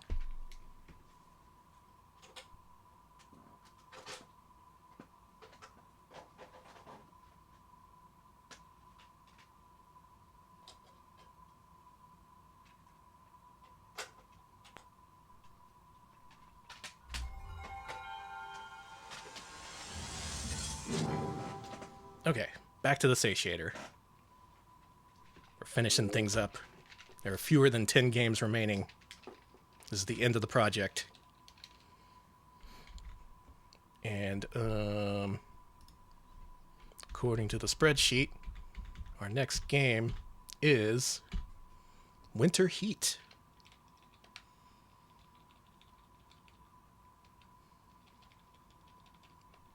It's festive. Did you know? It's the winter. Yeah, Winter Heat, aka Life in Texas. Am I right, folks?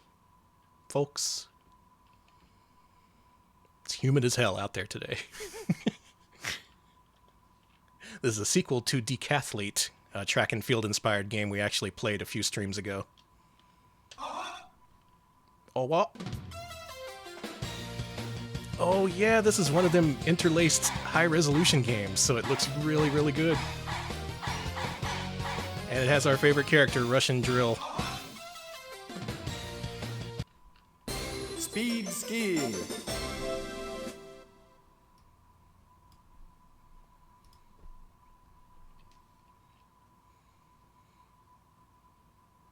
Similar to track and field, you may also know the genre is a series of Come On Baby style games. Russia. It's been too long since we played Come On Baby. People have forgotten. It's been so long they brought out the thing on Steam of all things. Yeah, no, he's totally Russian Drill.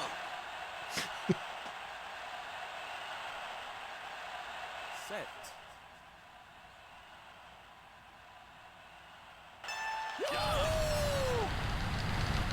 Look at that fucker go! Holy shit! He's going 1,000 miles an hour!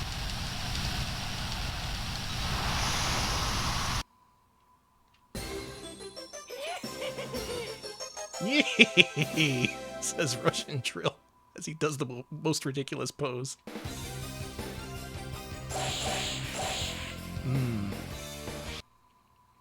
This game does own. Sega very rarely made these track and field style games, but when they did, Ski jumping. they paid a lot of attention to presentation, and that's really like 90% of what these games are. The other 10% is button mashing. I'm guessing this one's like the long jump.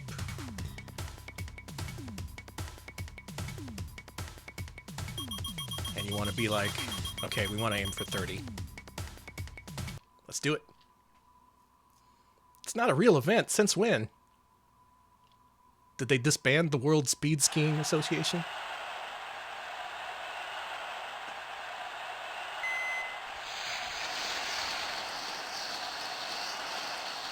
Alright, let's fucking go. Let's make this a big-ass jump.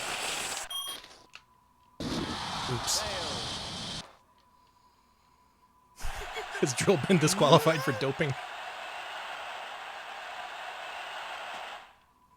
Okay, you gotta hit the action button really early.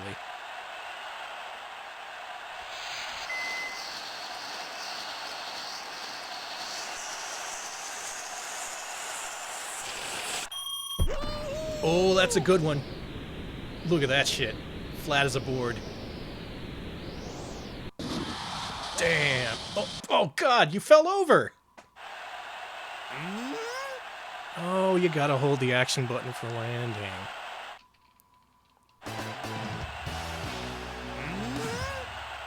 Oh?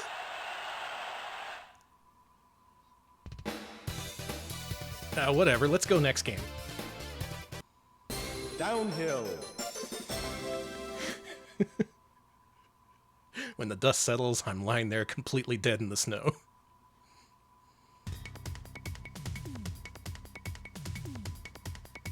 Look at his marvelously rendered individual butt cheeks.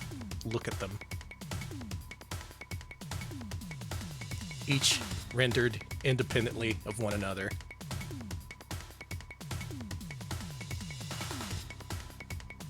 Yeah, Newman Athletics. This has that kind of feel to it.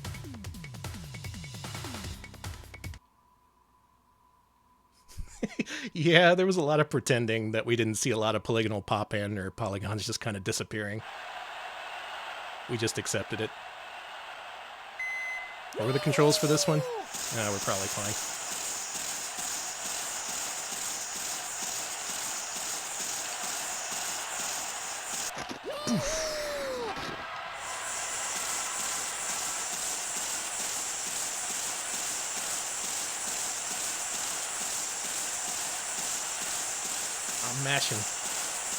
I'm mashing them buttons. Look at that close-up view of that ass. It's so you can appreciate the polygonal detail.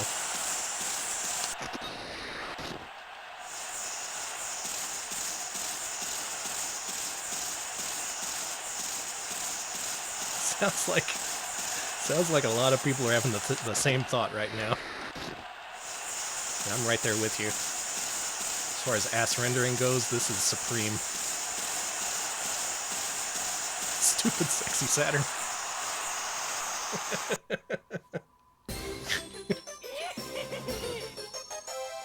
An arcade game from this era that was basically this, there's a lot of those. There's so many track and field style games. How could you get a sense of the wetness of... You know what, I'm not even going to complete that thought. Short track. This is 32-bit graphics. You cannot judge that kind of texture. Alpine Racer, yeah, bunch of them. Okay, this is the last event we're gonna do.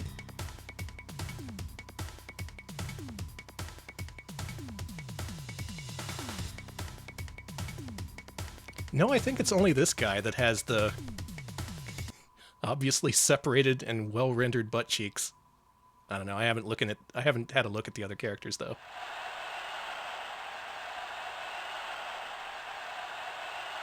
On your mark. Set. This dude does need an ass bra. 4 laps to finish. Oh my god. I'm not gonna be able to finish this race. I'm too busy thinking of ass bras. 3 laps to finish. We're catching up. Yeah, here we go. 2 laps to finish. Do they do this in real life where they hold their arms out? Does that help you turn? Final lap. Go. Oh. Wait. Yes. Fuck yeah!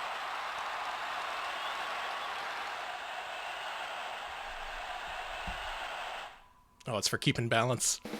Yeah, I guess that makes sense. You know what? I'm keeping Decathlete. I wanted to keep one of these, but not both, but it's just too good. It's too good. I like it. It's a good game. Skeleton. Skeleton! Oh, the event. Not the creature. Skeletons aren't creatures, they're a thing that's inside us. What the...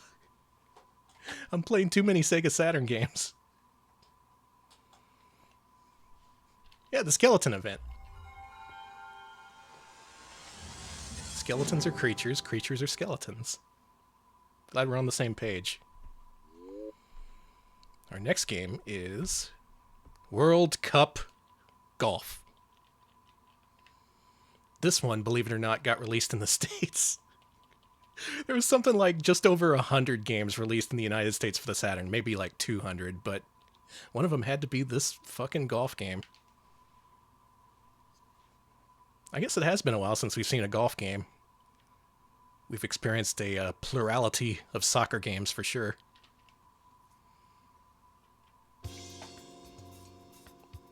Ooh, we're at the Hyatt. Kind of an understated introduction for this one. Yep, it's US Gold.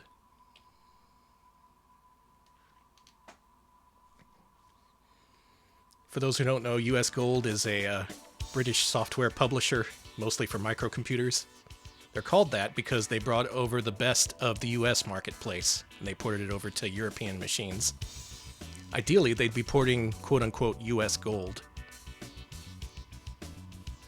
But yeah, like JP Ronnie says, it's more like US Copper. Oh yeah, they did do that weird Game Gear Mega Man. God, that game feels weird to play. This render is chunky.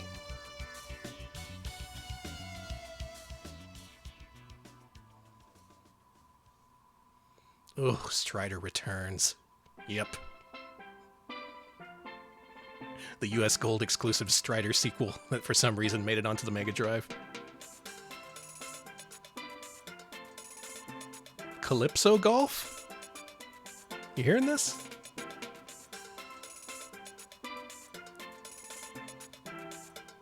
I think of golf, I usually don't think of steel drums. Oh, hold on. Here comes the beat.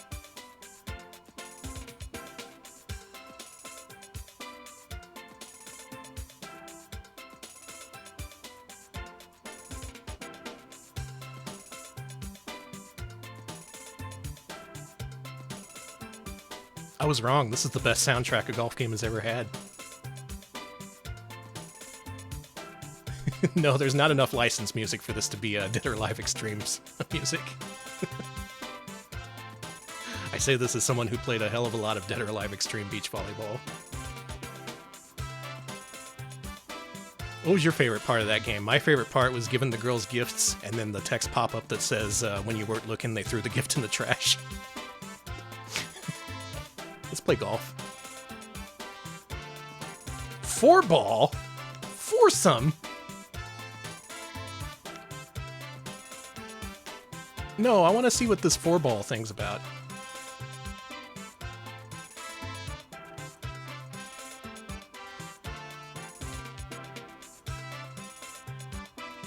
Wait, only some of these people are qualified for 4-ball golf? Hole 1, a par 4 measuring 360 yards. A gentle dogleg right. The key shot is the drive, which should be kept left to ensure an open approach shot. The daring can cut the corner a little, but watch out for the lemon and lime trees.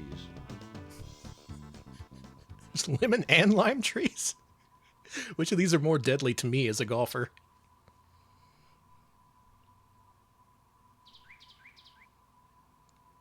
Okay, no, I'm sorry. Pebble Beach Golf kicks this game's ass. There's no Craig the Walrus Stadler. There's no course flyovers.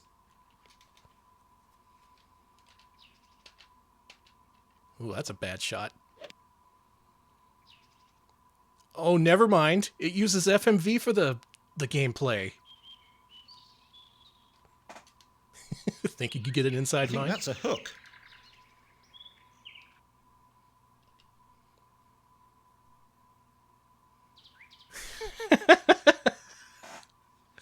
All right, now I see why the presentation is so weird. It's because as you go forward on a hole, it's driven by the pre-rendered video, including these still frames. So you just kind of have to place these sprites atop these frames. It looks kind of strange. That's a better shot.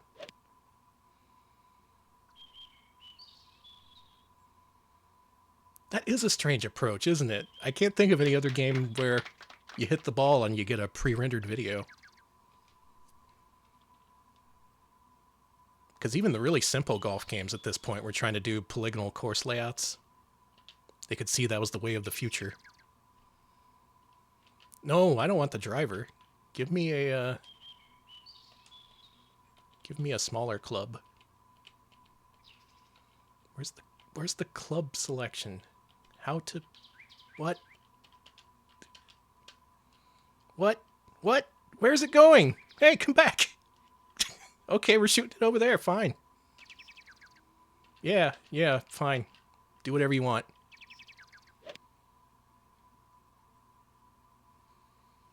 That would make a lot of sense to implement that kind of thing on CDI.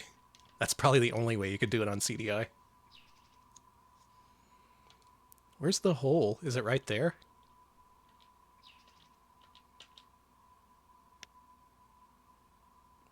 Oh. This is difficult.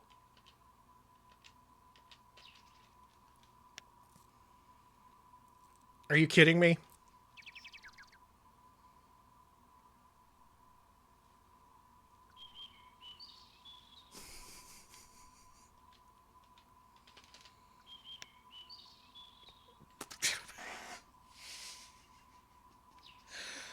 Why am I able to hit the ball 1 inch? I should not have access to that kind of granularity. I don't need to hit the ball 1 inch. That's a disastrous hole. You're a disastrous hole. I'm sorry. I'm sorry. I shouldn't have said that.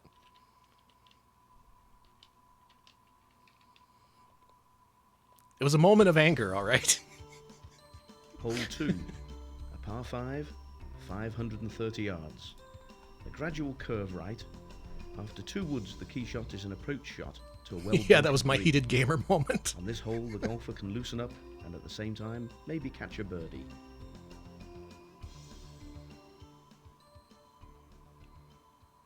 Oh, Valora Valley, that's a good one. I've actually got a copy of the US version of that. That one's not too common nowadays. All right, let's see the glorious FMV flyover.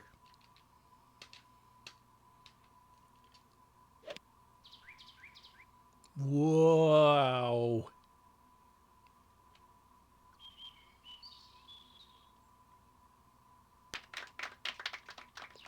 Thank you, thank you. Yeah, we gotta play Valora one of these days. Also known as Devil's Course on 3DO.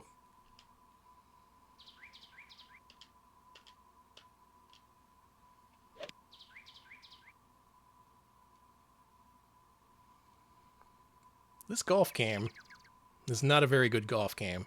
It's hard to tell where you're hitting the thing. The viewpoint is very limited, making it hard to judge elevation and terrain and things like that, which is pretty important.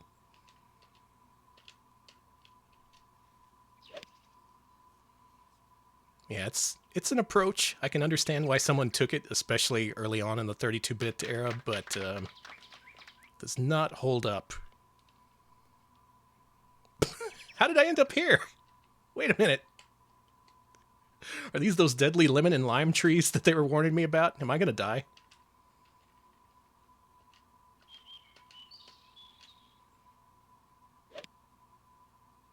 Yep, right through the tree.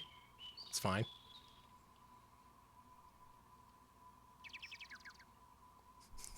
Oh no, I'm allergic to citrus. Hello? Video game? Oh, okay, it had to think about it. Oh yeah, we're good as far as scurvy goes. Now ideally you'd hit these shots with an iron and not the driver. But I can't figure out how to change clubs.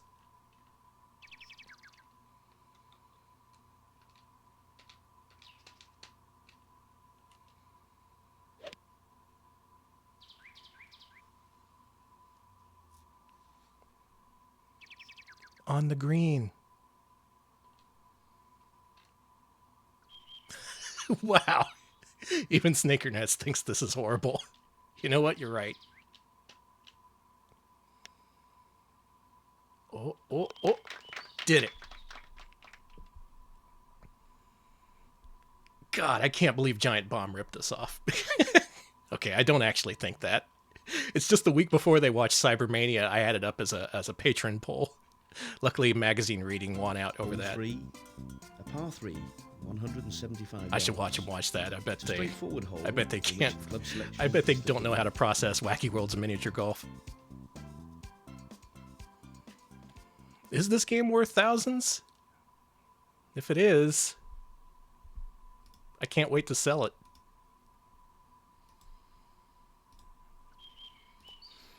Whew. Boy. I like Pebble Beach. I like Neo Turf Masters. I'll even play a Mario Golf if you make me.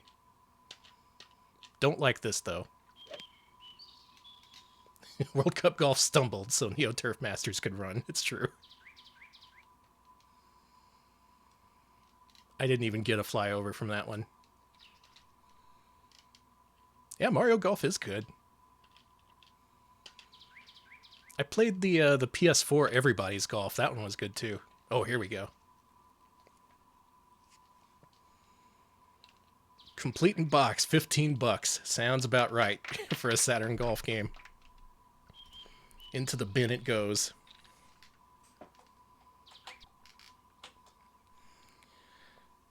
God. Well, I can say that I have a Japanese version of a terrible European-developed golf game. Isn't that all that matters? Our next game. Oh boy. Some of y'all know what this is. For those of y'all who don't know, oh my god, you're definitely going to want to see this. I cannot believe this is a real video game.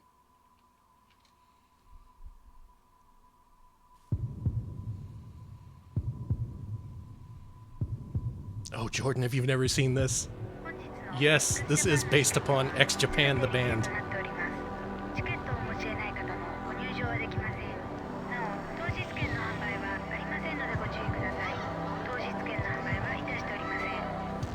Yep, that X Japan.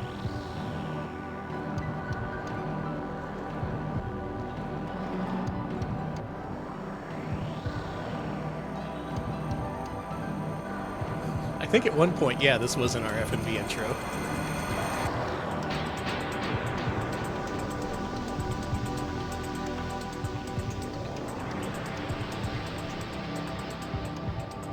Ah, you're the cameraman, aren't you?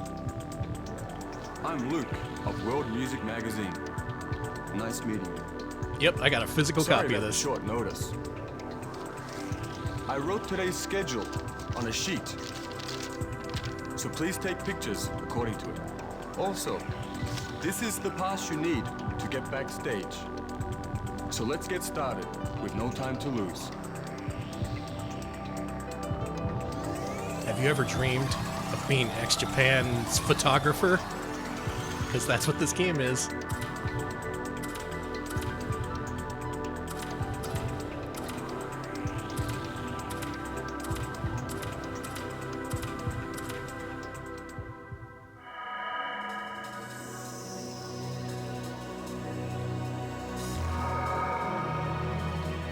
Weirdly, most of the voices in this are in English.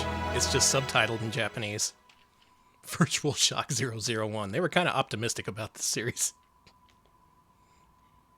We should be up to Virtual Shock 200 or so by Okay, now. here's your camera, and it's already loaded. Let's see, maybe backstage, and when the concert gets started, I'll see you in the press room. The elevator is over there, and the green room is to go to the meeting. So you take it easy, and I'll see you later. Yeah, you could do professional photography with a Polaroid camera. Those things are pretty high-tech.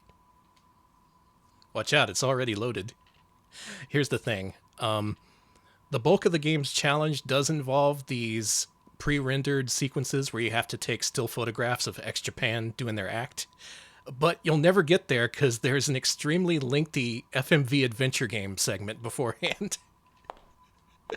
Look at this.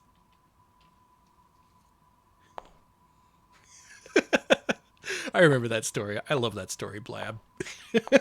I can only imagine what they thought.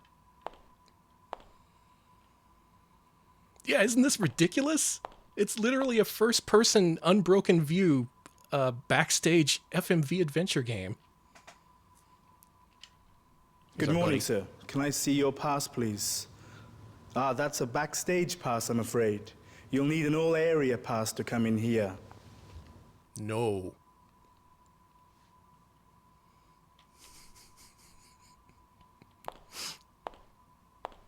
That's what I do when I tell people to stop. I just hold up a hand. This is really, really, really wacky, this game. Because the further you get in, you do get additional items that allow you to roam into additional places in the backstage area. But you can wander in the wrong place and get thrown out and arrested. And then when you do meet the members of the band, you have to please them like they have demands. And one of them asks for something to drink, and if you bring him whiskey, he goes absolutely insane and destroys the dressing room, and it's game over.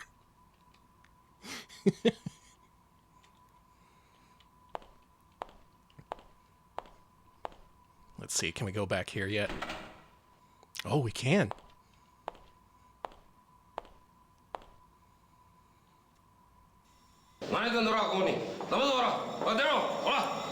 Hey, what? Ah! Ah! Game over.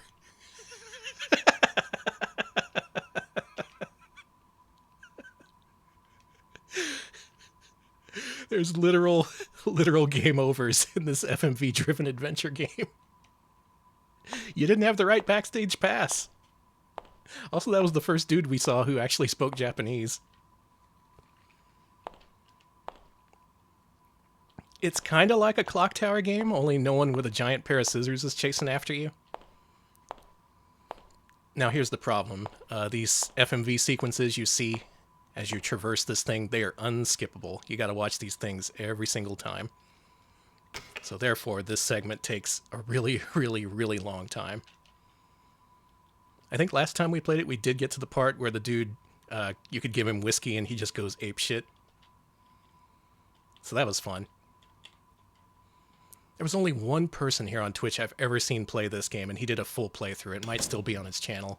It's a guy by the name of Krugman, I think. Is his channel even still active? He did a really dense and informative Let's Play of this game. But what do you think? Is this a keeper? Me, I can't think of a single game that I'd rather have in my collection than this one. That's a hard keep. Yep. I'm gonna... No. You can't come in here. No.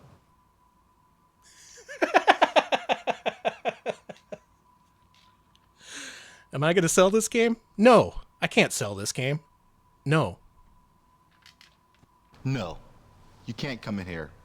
No. This is a keep, and maybe eventually a stream playthrough candidate. I have very strong feelings about this game. It's excellent. It's like nothing else. We gotta keep it.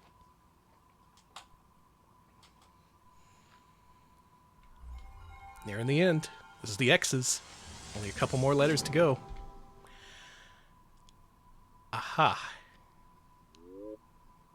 This will be an interesting challenge. Y'all know what this is? Now here's the funny thing about this game. This is the third copy of this game that I've owned in my lifetime. I bought a copy many, many years ago, and then when I sold off my collection, I was just like, whatever, put it in the lot, sell that too. Then as I started to build up my collection again, I found another copy. Paid like 20 for it, ended up cashing it out, selling it for like 40 or 50. And then, just by happenstance, I saw on eBay, one guy, or rather probably his estate, honestly, was offloading the world's biggest collection of VHS anime porn I've ever seen in my life.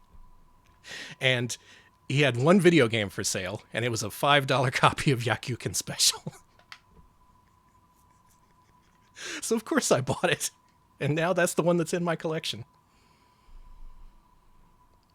This is a red label game, but for any Twitch cops reviewing this footage, this will be PG-13. There's not going to be any nudity.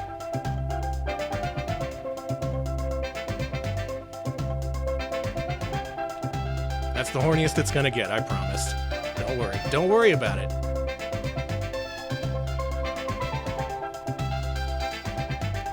Yakyuken Special 今夜は12回戦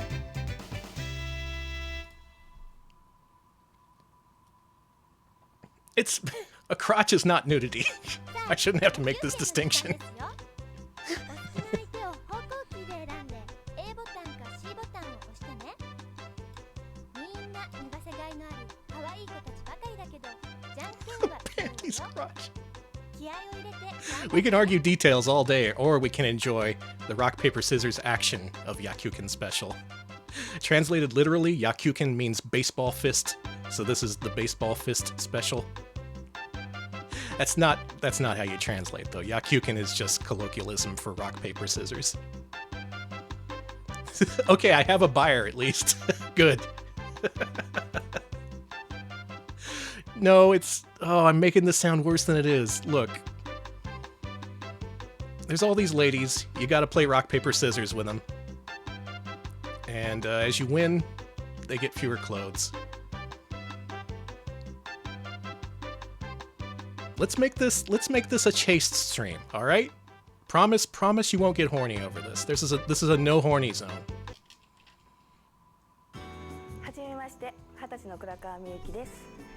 Don't ban me. I'm just doing this for history. This is gaming history right here.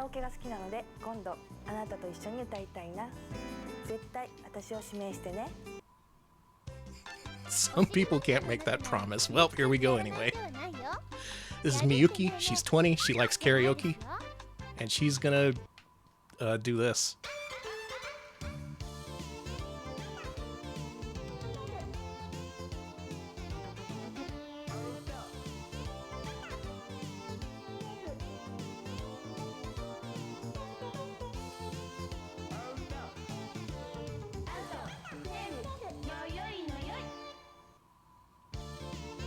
What do you think? What do you think about this game? Oh shit!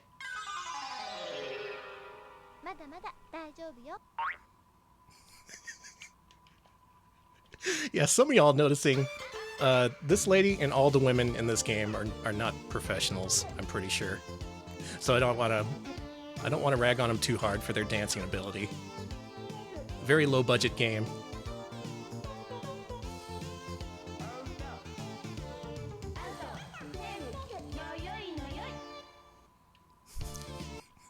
Not professional actresses is what I meant to say. Alright, here we go. This is the one win sequence you're gonna see.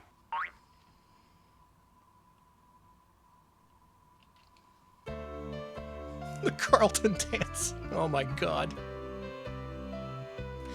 I've reviewed this, Alex. You're not gonna see anything bad, I promise. We're just getting an idea of whether I should keep this or not.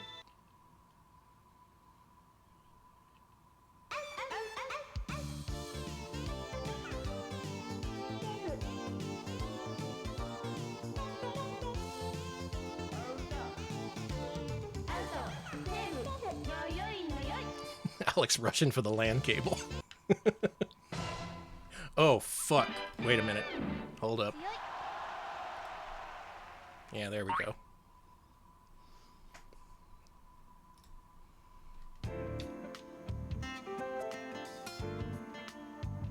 Yeah, I probably shouldn't show this. Yeah, starting with the second win, that's when you get to the red label content. Oh, jeez. Shameless. Why am I being banned? For my gaming history channel where this lady is dancing around in her underwear now. Alright, that's enough of that.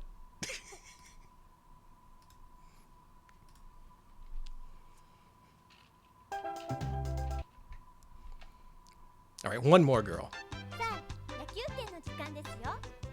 お好きな相手を方向キーで選んで A ボタンか C ボタンを押してね。みんな How about you? 元気カラオケでドライブが大好きな一ノッYeah, Merry Christmas. とても元気なお羊だね。こんなに胸が大きいんだからあなたにも見せてあげたいな。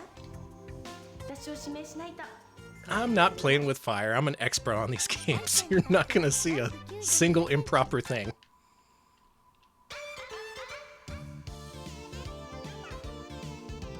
Wow. Oh my god, she's in heels. They're making her do this in heels. Oh, you poor thing. They should pay her extra for having to do it in heels.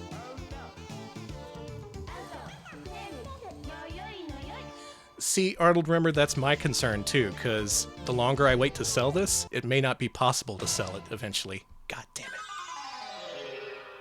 Maybe I could do some kind of underground trade with someone here. I lost, so we gotta watch this again. I hope they were paid, and I hope they were paid well. Okay, Jordan, you got first dibs. Jordan is first in line to buy this copy of Yakyuken Special. It's a pretty well-ported game in its time. It was available for 3DO, various PC platforms.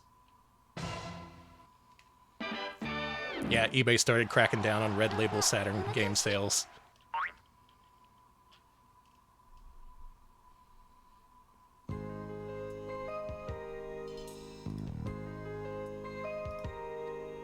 Hey, look at that.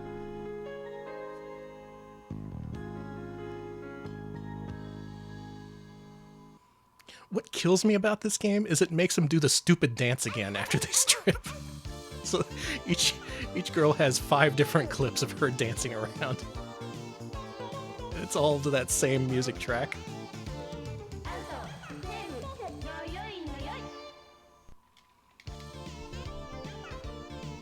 Alright, you think I'm gonna win this one?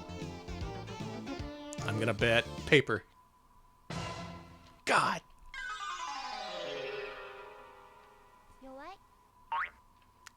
The other thing about this game is it's fucking impossible.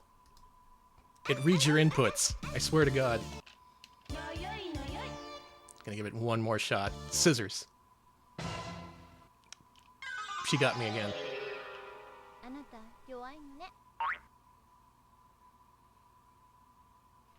Okay, last one. Folks, what do you think? Rock, paper, or scissors? What's our final throw gonna be?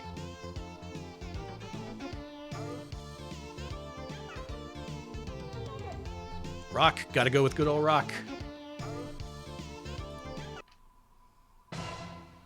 Look what you did. Look what you did. We're gonna lose this one. We're gonna lose it, but good. What happens if you lose this game? I'm kind of curious. Paper. Yep, we lost it.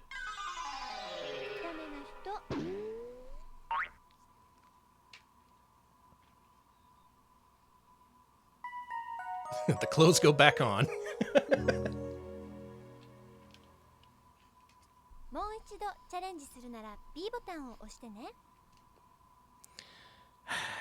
That is the Yakyuken special.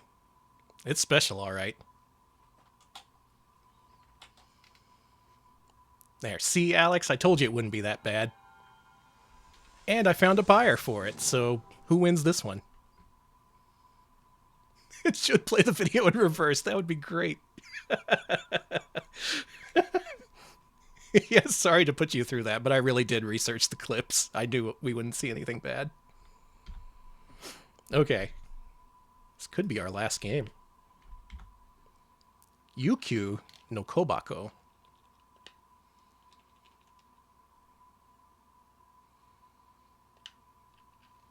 I have no idea what this is. It's like, I know the second I sell that copy, I'm going to come across another copy that I can't help but buy. It just keeps returning to me.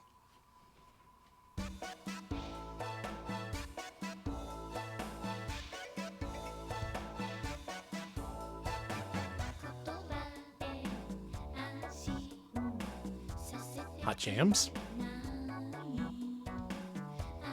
Sure looks like a visual novel.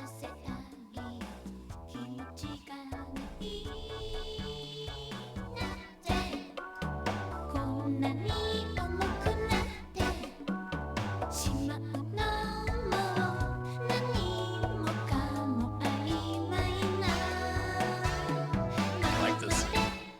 Yes! Comic Sans! Perfect.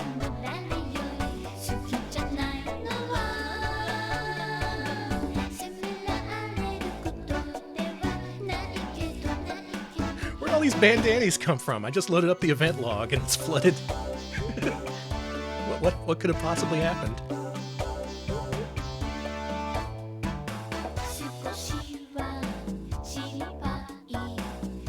This does sound like Sade.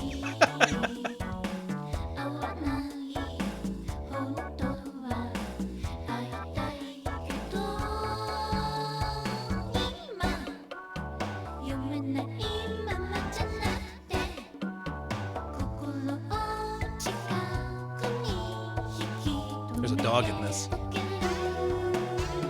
That was my takeaway. And a cat.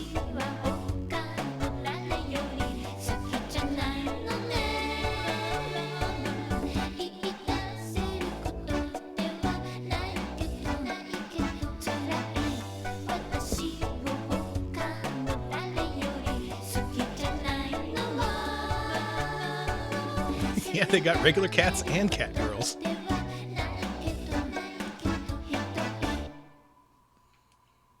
Oh, well, that was delightful. Now, what's the game? Who's Starlight Mary? MPEG Movie Theater. You can see opening 1 or opening 2.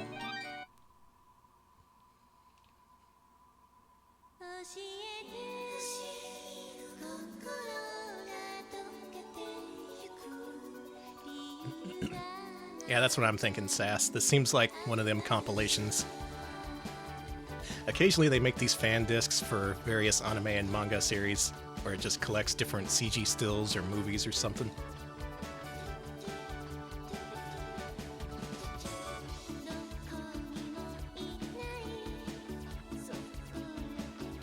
But we get to see more of this.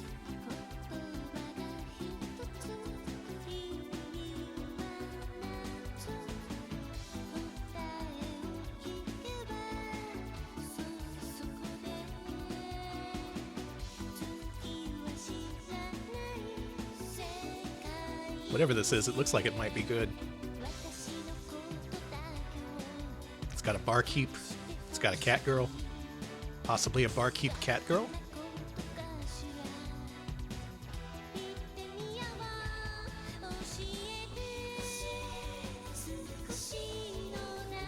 Yeah, this does seem to use a lot of reused footage.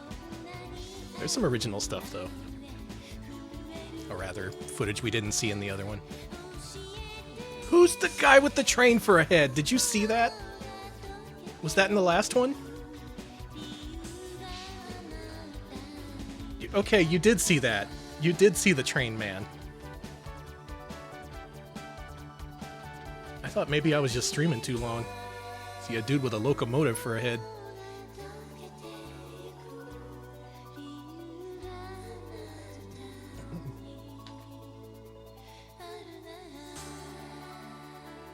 Had a lot of the same footage, only with more bloom, or it looked more blurry. Yeah, there was a dude with a literal locomotive for a head. I want, yeah, truly a marvelous loco.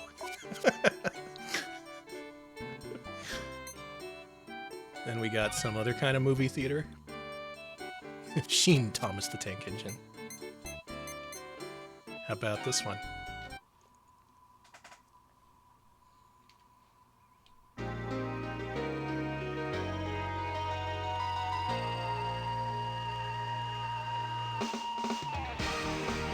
Dude, how many intros did you make for this?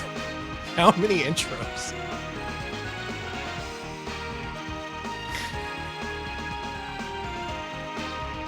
This is a really great idea, though. An anime series that's literally just nothing but intros. Like you think the episode's about to start and instead it just plays the next intro. Have I ever heard of Moe? No. You are dependable friends who get on well with each other. Aren't you?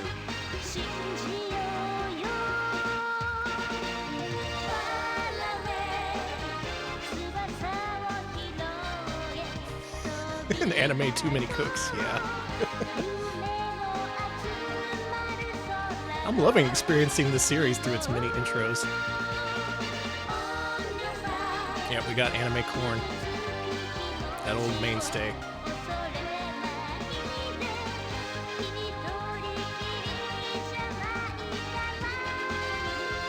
Anime Corn.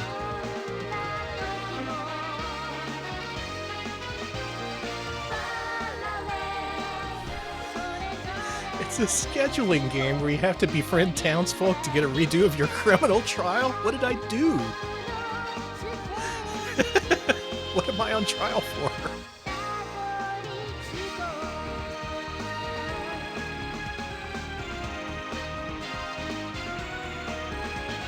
Oh, it's a companion disc for a Saturn game, not an anime. Okay, yeah, fair enough. They're putting me on trial for streaming Yakyuken special. Murder? God, I hope not. What are the chances of this one being a fourth intro?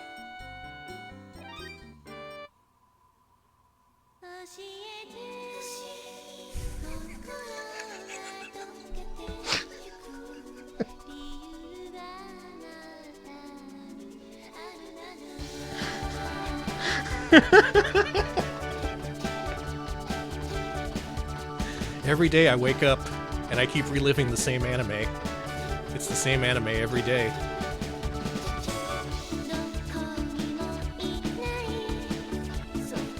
Okay, we're gonna sit here and watch all the intros. I think there's only one more after this. I noticed that too. Yeah, this video's full screen, and one of the previous ones took up only a small window.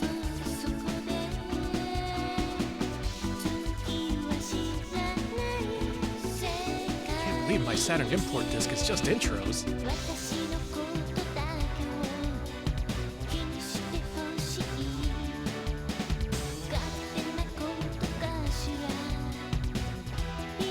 Yeah, maybe it's some kind of looping narrative. It's actually innovative. I think this is gameplay. The gameplay is watching. I can't believe my little intro is so cute.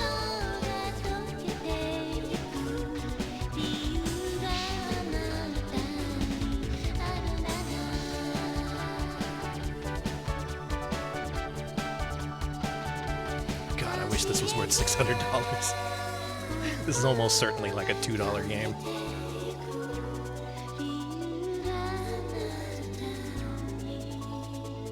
Happy Multimedia Friday.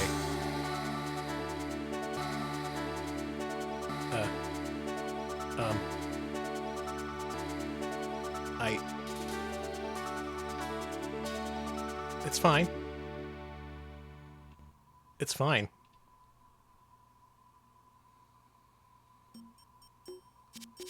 It's fine. All right, here we go.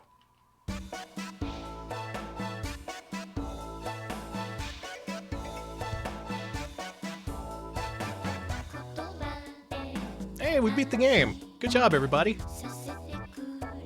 Well, that was Yukyu no Kobako official collection. Special thanks to the regents at the University of California.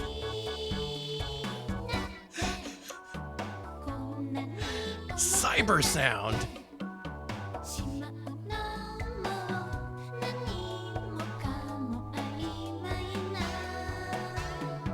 Whoops. Hang on. I didn't mark Yakyuken special. That is a sell to Jordan specifically.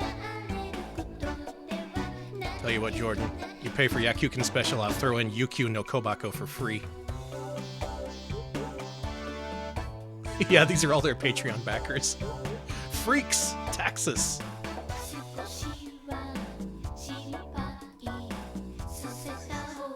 Yeah, this is a list of pretty generic sounding usernames. I wonder if it's from a BBS or something.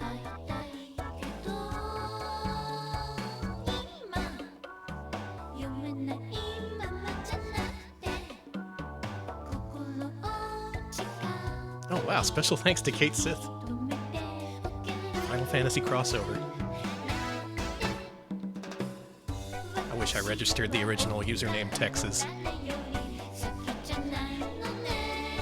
So people could be like, are you the Texas?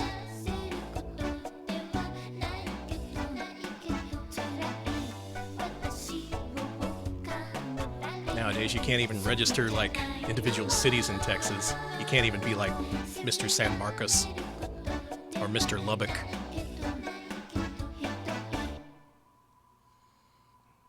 Wow, what a great game. I didn't have to do anything. Butakun, Lufkin man. We got a character box.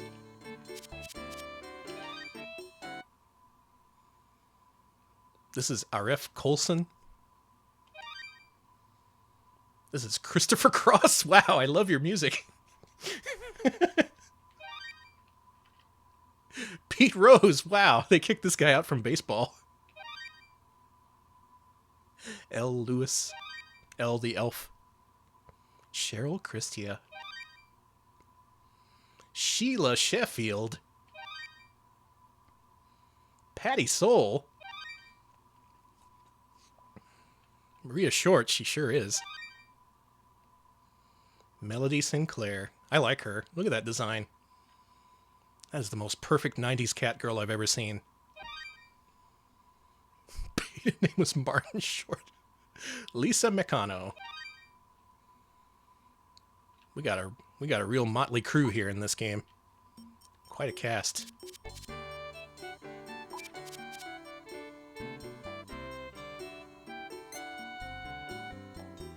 Then we have a voice player. Whose voice do you want to hear? Yeah, we got to go with Melody. What's her personal message to us as players?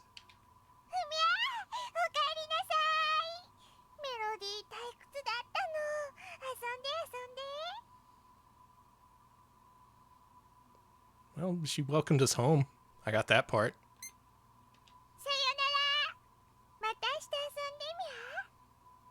Bye.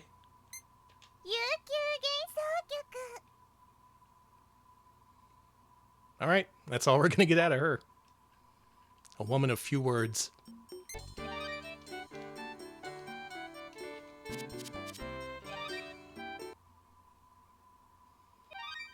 Original animation cells.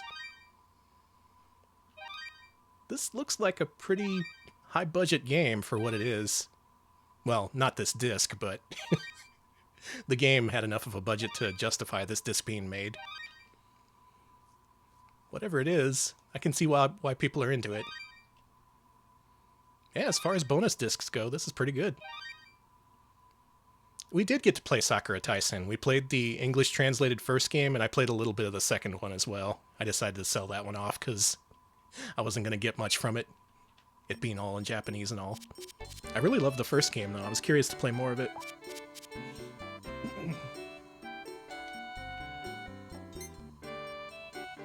And finally, we have a quiz. Holy fuck, look at that face! That man is 1,000,000 years old!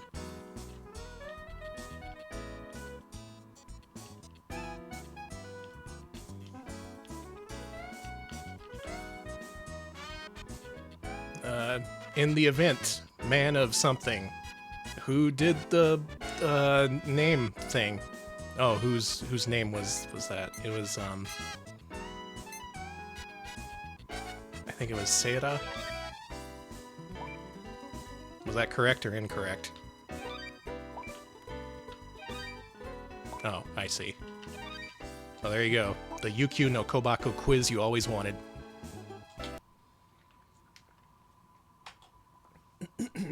Okay, so that would have been the final game in the list, but I was looking over my collection, looking and seeing if I accidentally skipped any discs, and I did. I skipped one game, and it's a pretty big one to skip. So I decided to play it right at the very end as the final game. Sure, I remember I had a copy of Yukyu no Kobako, but Panzer Dragoon 2, I don't know. Do I have it? Apparently so.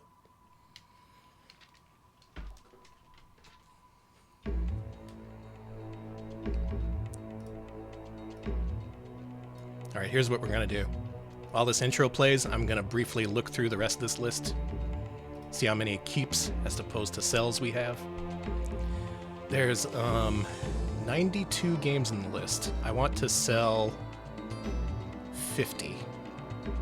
That may be a tall order. Let's make it 46. Let's say I want to sell half these games. So let's count up how many sells we have, and then we'll try to make some more concessions. 2, 3, 4, 5, 6, 7, 8, 9, 10, 11, 12, 13, 14, 15, 16, 17, 18, 19, 20, 21, 22, 23, 24, 25, 26, 27, 28, 29, 30, 31, 32. We're actually selling off a bunch of these. 33, 34, 35, 36, 37, 38, 39, 40, 41, 42, 43, 44, 45, 46, 47, 48, 49. We're selling 49 games. I did better than I thought we would. What do you say we make it an even 50?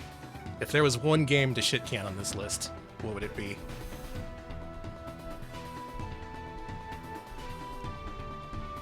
Oh, these are all pretty good picks. I want to be brutal. Yeah, Time Gal. No, we're keeping Time Gal. Come on. Did I want to keep Blue Seed? What even was Blue Seed? No, we're selling that. Gotta keep Gale Racer. Oh yeah, that fucking FMV fishing game. That was pretty good. I can't sell that. It's still a Zico. Oh, we had such good times.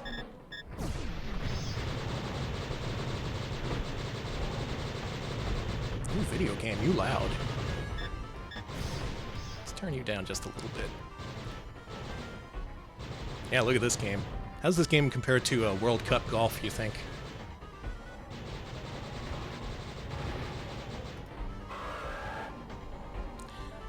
Why did I want to keep this Gundam game? It was because it was secretly sick, right? That was like, it was kind of like Virtual On. May want to sell that one.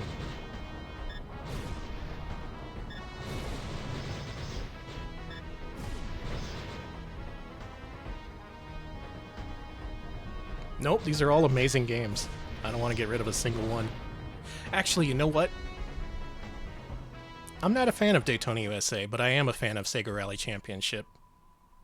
What if I sold that copy of Daytona USA?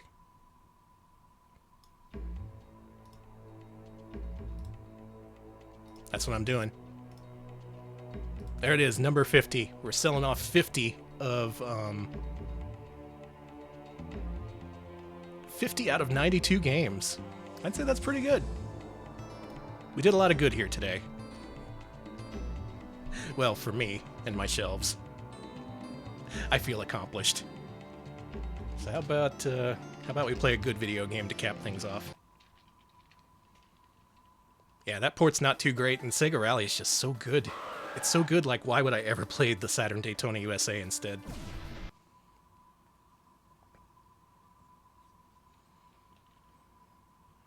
These Panzer Dragoon games, they're pretty good, right?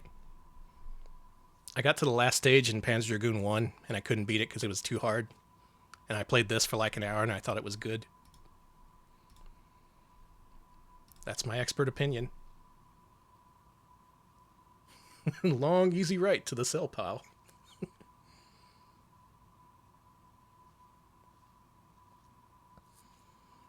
Oh, I could still get a perfect score? Nice. I'd like to be able to do that. My old roommate was really good at Orta.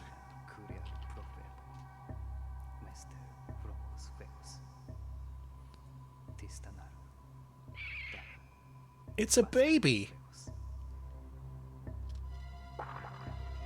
No! Not the baby!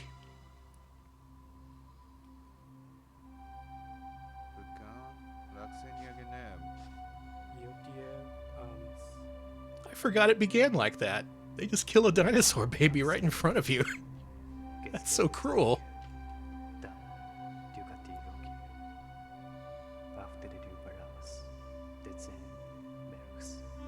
Meanwhile, there's us being all like, fuck that, fuck that.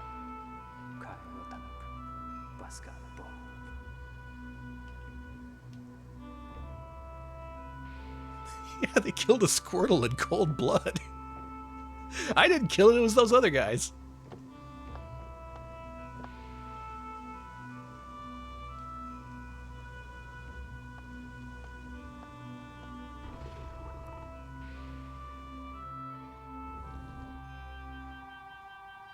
Oh, we have a secret. We've got a baby of our own.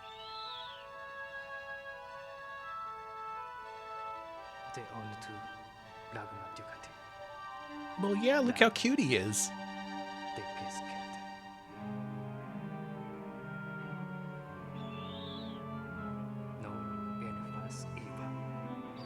Looking like a dolphin fucked a Pokemon.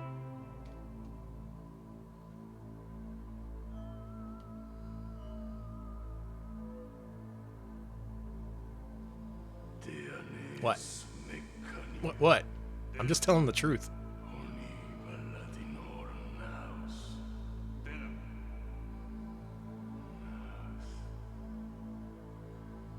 Spin Cut, thanks for the raid. How'd it go? What were you playing tonight?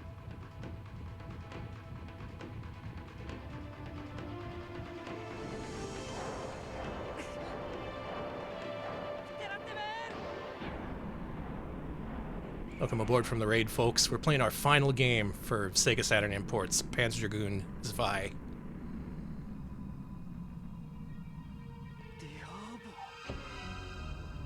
Oh, yeah, Sky Blazer. That game looks cool. It looked really hard, though. Were you able to beat it in one sitting? Oh, our baby grew up.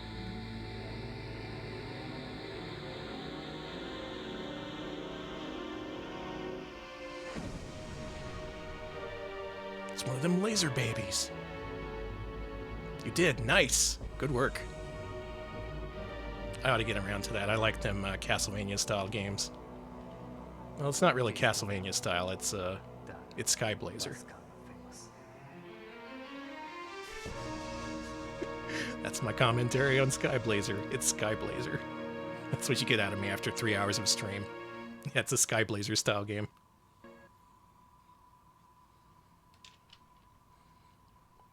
And with that, our baby is pissed off and he's not going to take it anymore.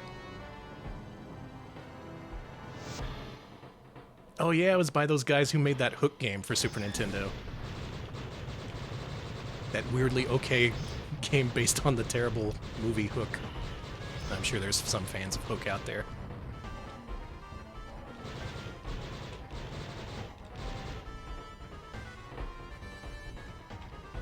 Okay, some people like Hook. Fine. You met Rufio. Was he cool?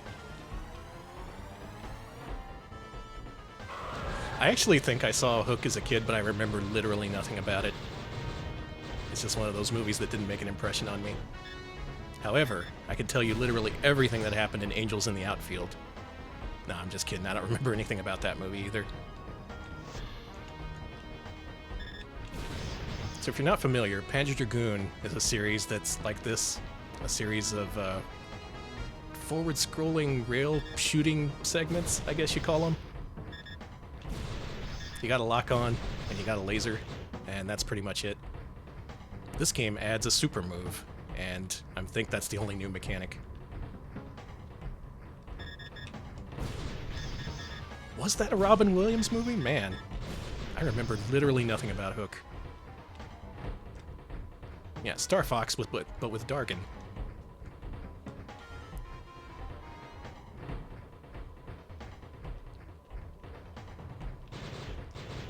Oh, right, that's the one. Yeah, this is the one where your horse... your dragon evolves. It's not a horse. Horses don't evolve. Dragons do. I really like the environmental detail in these games. I played through, like I said, a whole bunch of the first one, and that game still looks really good. And the soundtrack is amazing. Got almost no experience with this one, though. Okay, yeah, if Yoshi is a horse, then sure, the Panzer Dragoon Dragon is a horse as well.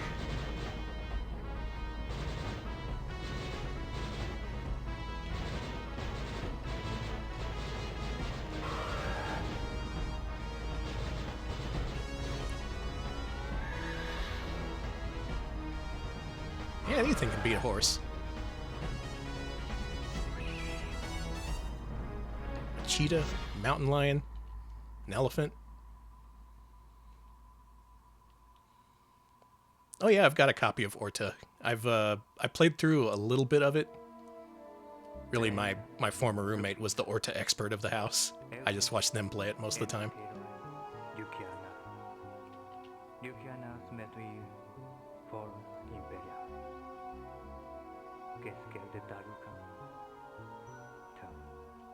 I just want to see more Saturn stuff re-released, regardless of how they do it.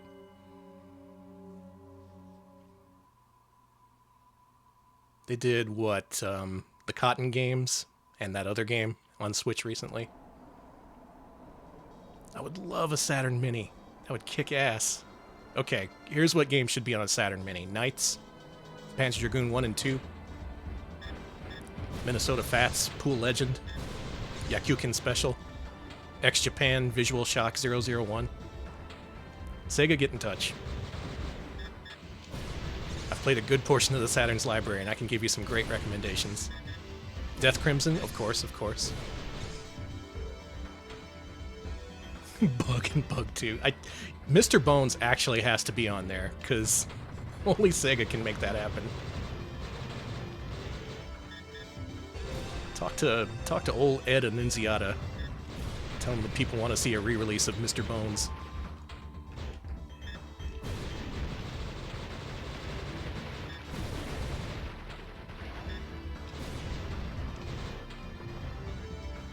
Oh shit, I didn't see that in time, Smebble, I'm sorry. What would have happened if I headed left?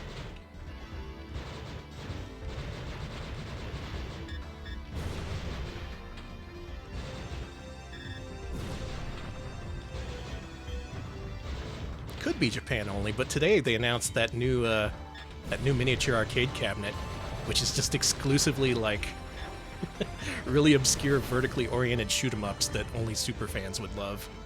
So clearly they're gearing towards the hardcore market, which is actually pretty nice. So we might see some releases of stuff that usually doesn't get the compilation treatment. Yeah, it's got like Battle Backraid and Raiden and Outzone, a lot of Toaplan stuff. Got some Nichibutsu games on there of all things. Oh, our little dragon took flight. I talked over it. That was a really dramatic moment.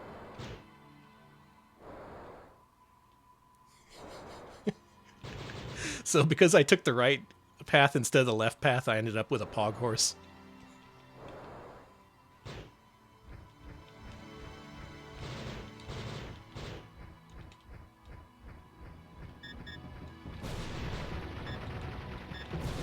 Yeah, that's the thing. I'm having trouble thinking of reasons why I should sell this.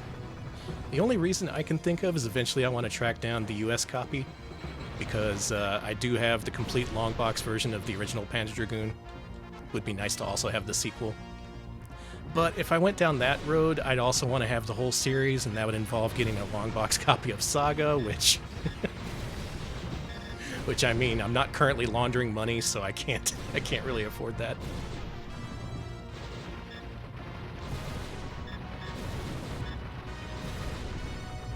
GameCube Mini? Maybe. Nintendo kind of stopped doing that, though. They were making a whole bunch of those, and then they just suddenly stopped. You would think they would eventually do an N64 Mini, but instead they decided to roll it up with Nintendo Switch Online.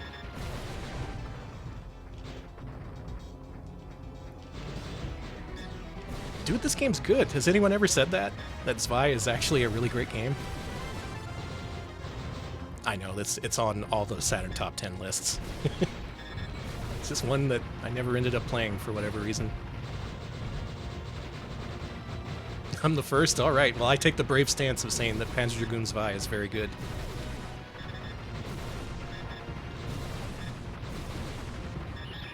Man, decent amount of detail for the Saturn too. Even beyond what I saw in the first game.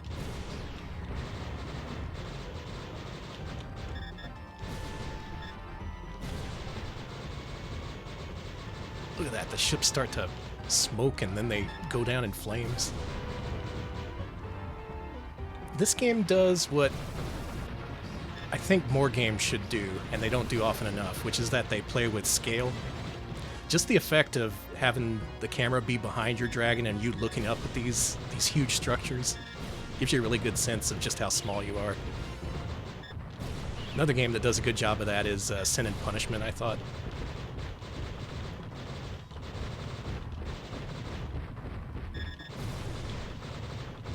Maybe it's only rail shooters that really give a good sense of scale as far as battlegrounds are concerned.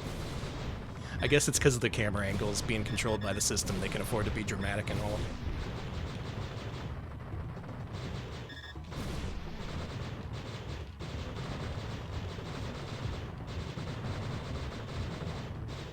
Come on, blow up.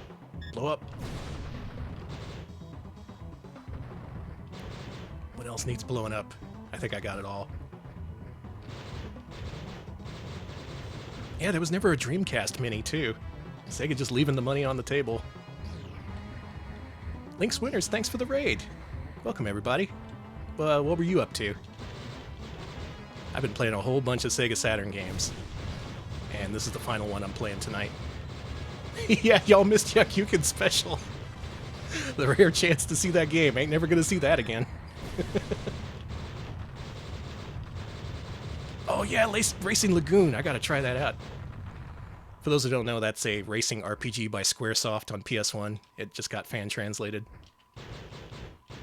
There was some other fan translation that just got released today too. It was Wackenroder for the Sega Saturn. This kind of obscure strategy RPG that apparently got a preliminary English release. Just re-release the Dreamcast as is. I mean, I'm sure they have warehouses full of them.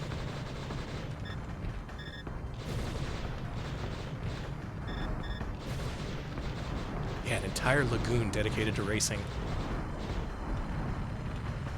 Saturn stuff's been good. We played one final soccer game to match the 7 or 8 other soccer games we played as part of this series. Yakyuken Special was also a hit. I don't know, what else did we play? There was that horrible World Cup golf game. A US Gold-produced golf game that used FMV for some reason. Oh yeah, the Super, that's right. Thanks for the reminder.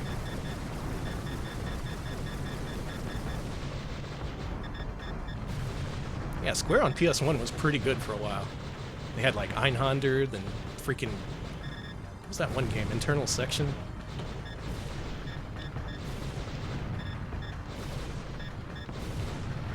Bushido Blade, yes! God, that game's so good. Look at this, all these huge chunks are just flying off this ship. It's awesome.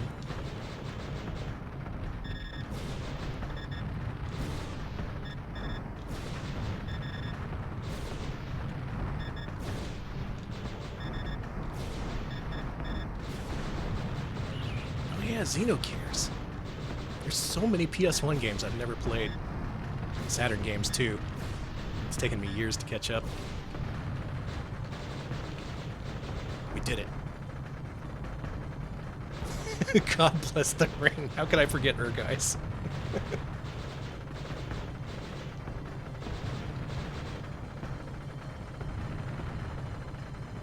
I tell you what I really like, Toe Ball number 1. I played the shit out of that game. I unlocked all the characters, including the really shitty robot you get for beating the expert dungeon. But for some reason I never played Toe Ball 2 or Urgeis's dungeon mode. People seem to like those.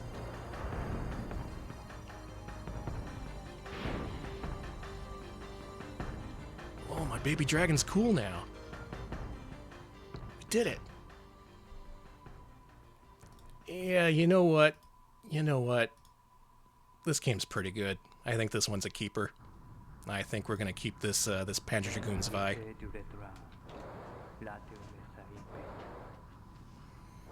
And that's it. We've done it. The series is complete. Out of all those games you see on that shelf, I am going to be selling 50 of those. Or more likely just giving them away, because they're really only worth like $1 or $2 each. The main thing I wanted was shelf space, and that's what I got. Thanks for the help, everybody. Yeah, collectively we decided to put together the ultimate Sega Saturn import collection, including games like X-Japan Virtual Shock, Time Gal, freaking, not the Sakura Wars, is kept Puyo Puyo 2, Quantum Gate. I already forgot about Quantum Gate. Holy shit, that was a game. Yep, this is my collection. And thank you for helping me put it together. I'm done. I've streamed too long tonight. With the stream done, it is now officially the weekend. Feel free to observe the weekend however you like. I recommend relaxing and playing video games. Perhaps check out the Sega Saturn. I can recommend a lot of its library, I think. Because even the shitty games, they're at least still interesting. And then you get the weird stuff that's just like discs full of interviews with soccer players. God, the Saturn is so good. Okay, but who am I rating? Who gets the Saturn raid tonight? Macaw is playing Snake's Revenge. Have y'all been watching Macaw play Metal Gear Solid 1 and 2? Those have been some really entertaining streams. Him just losing his mind at these games. Maruni's playing Mado Monogatari. Oh my god. I may have to go with that.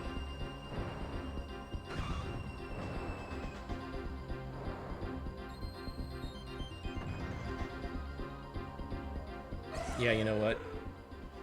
I think we're gonna go with that. Maruni, our mouse pal, is playing Mado Monogatari, a Puyo Puyo predecessor, which is a dungeon crawler.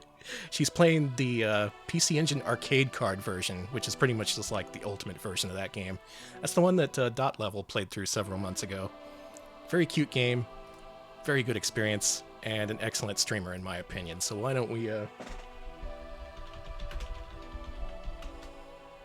just start that raid? And how about this? Y'all have a good weekend. What do you think of that? Have a good weekend on me. I'll see you next week. Bye.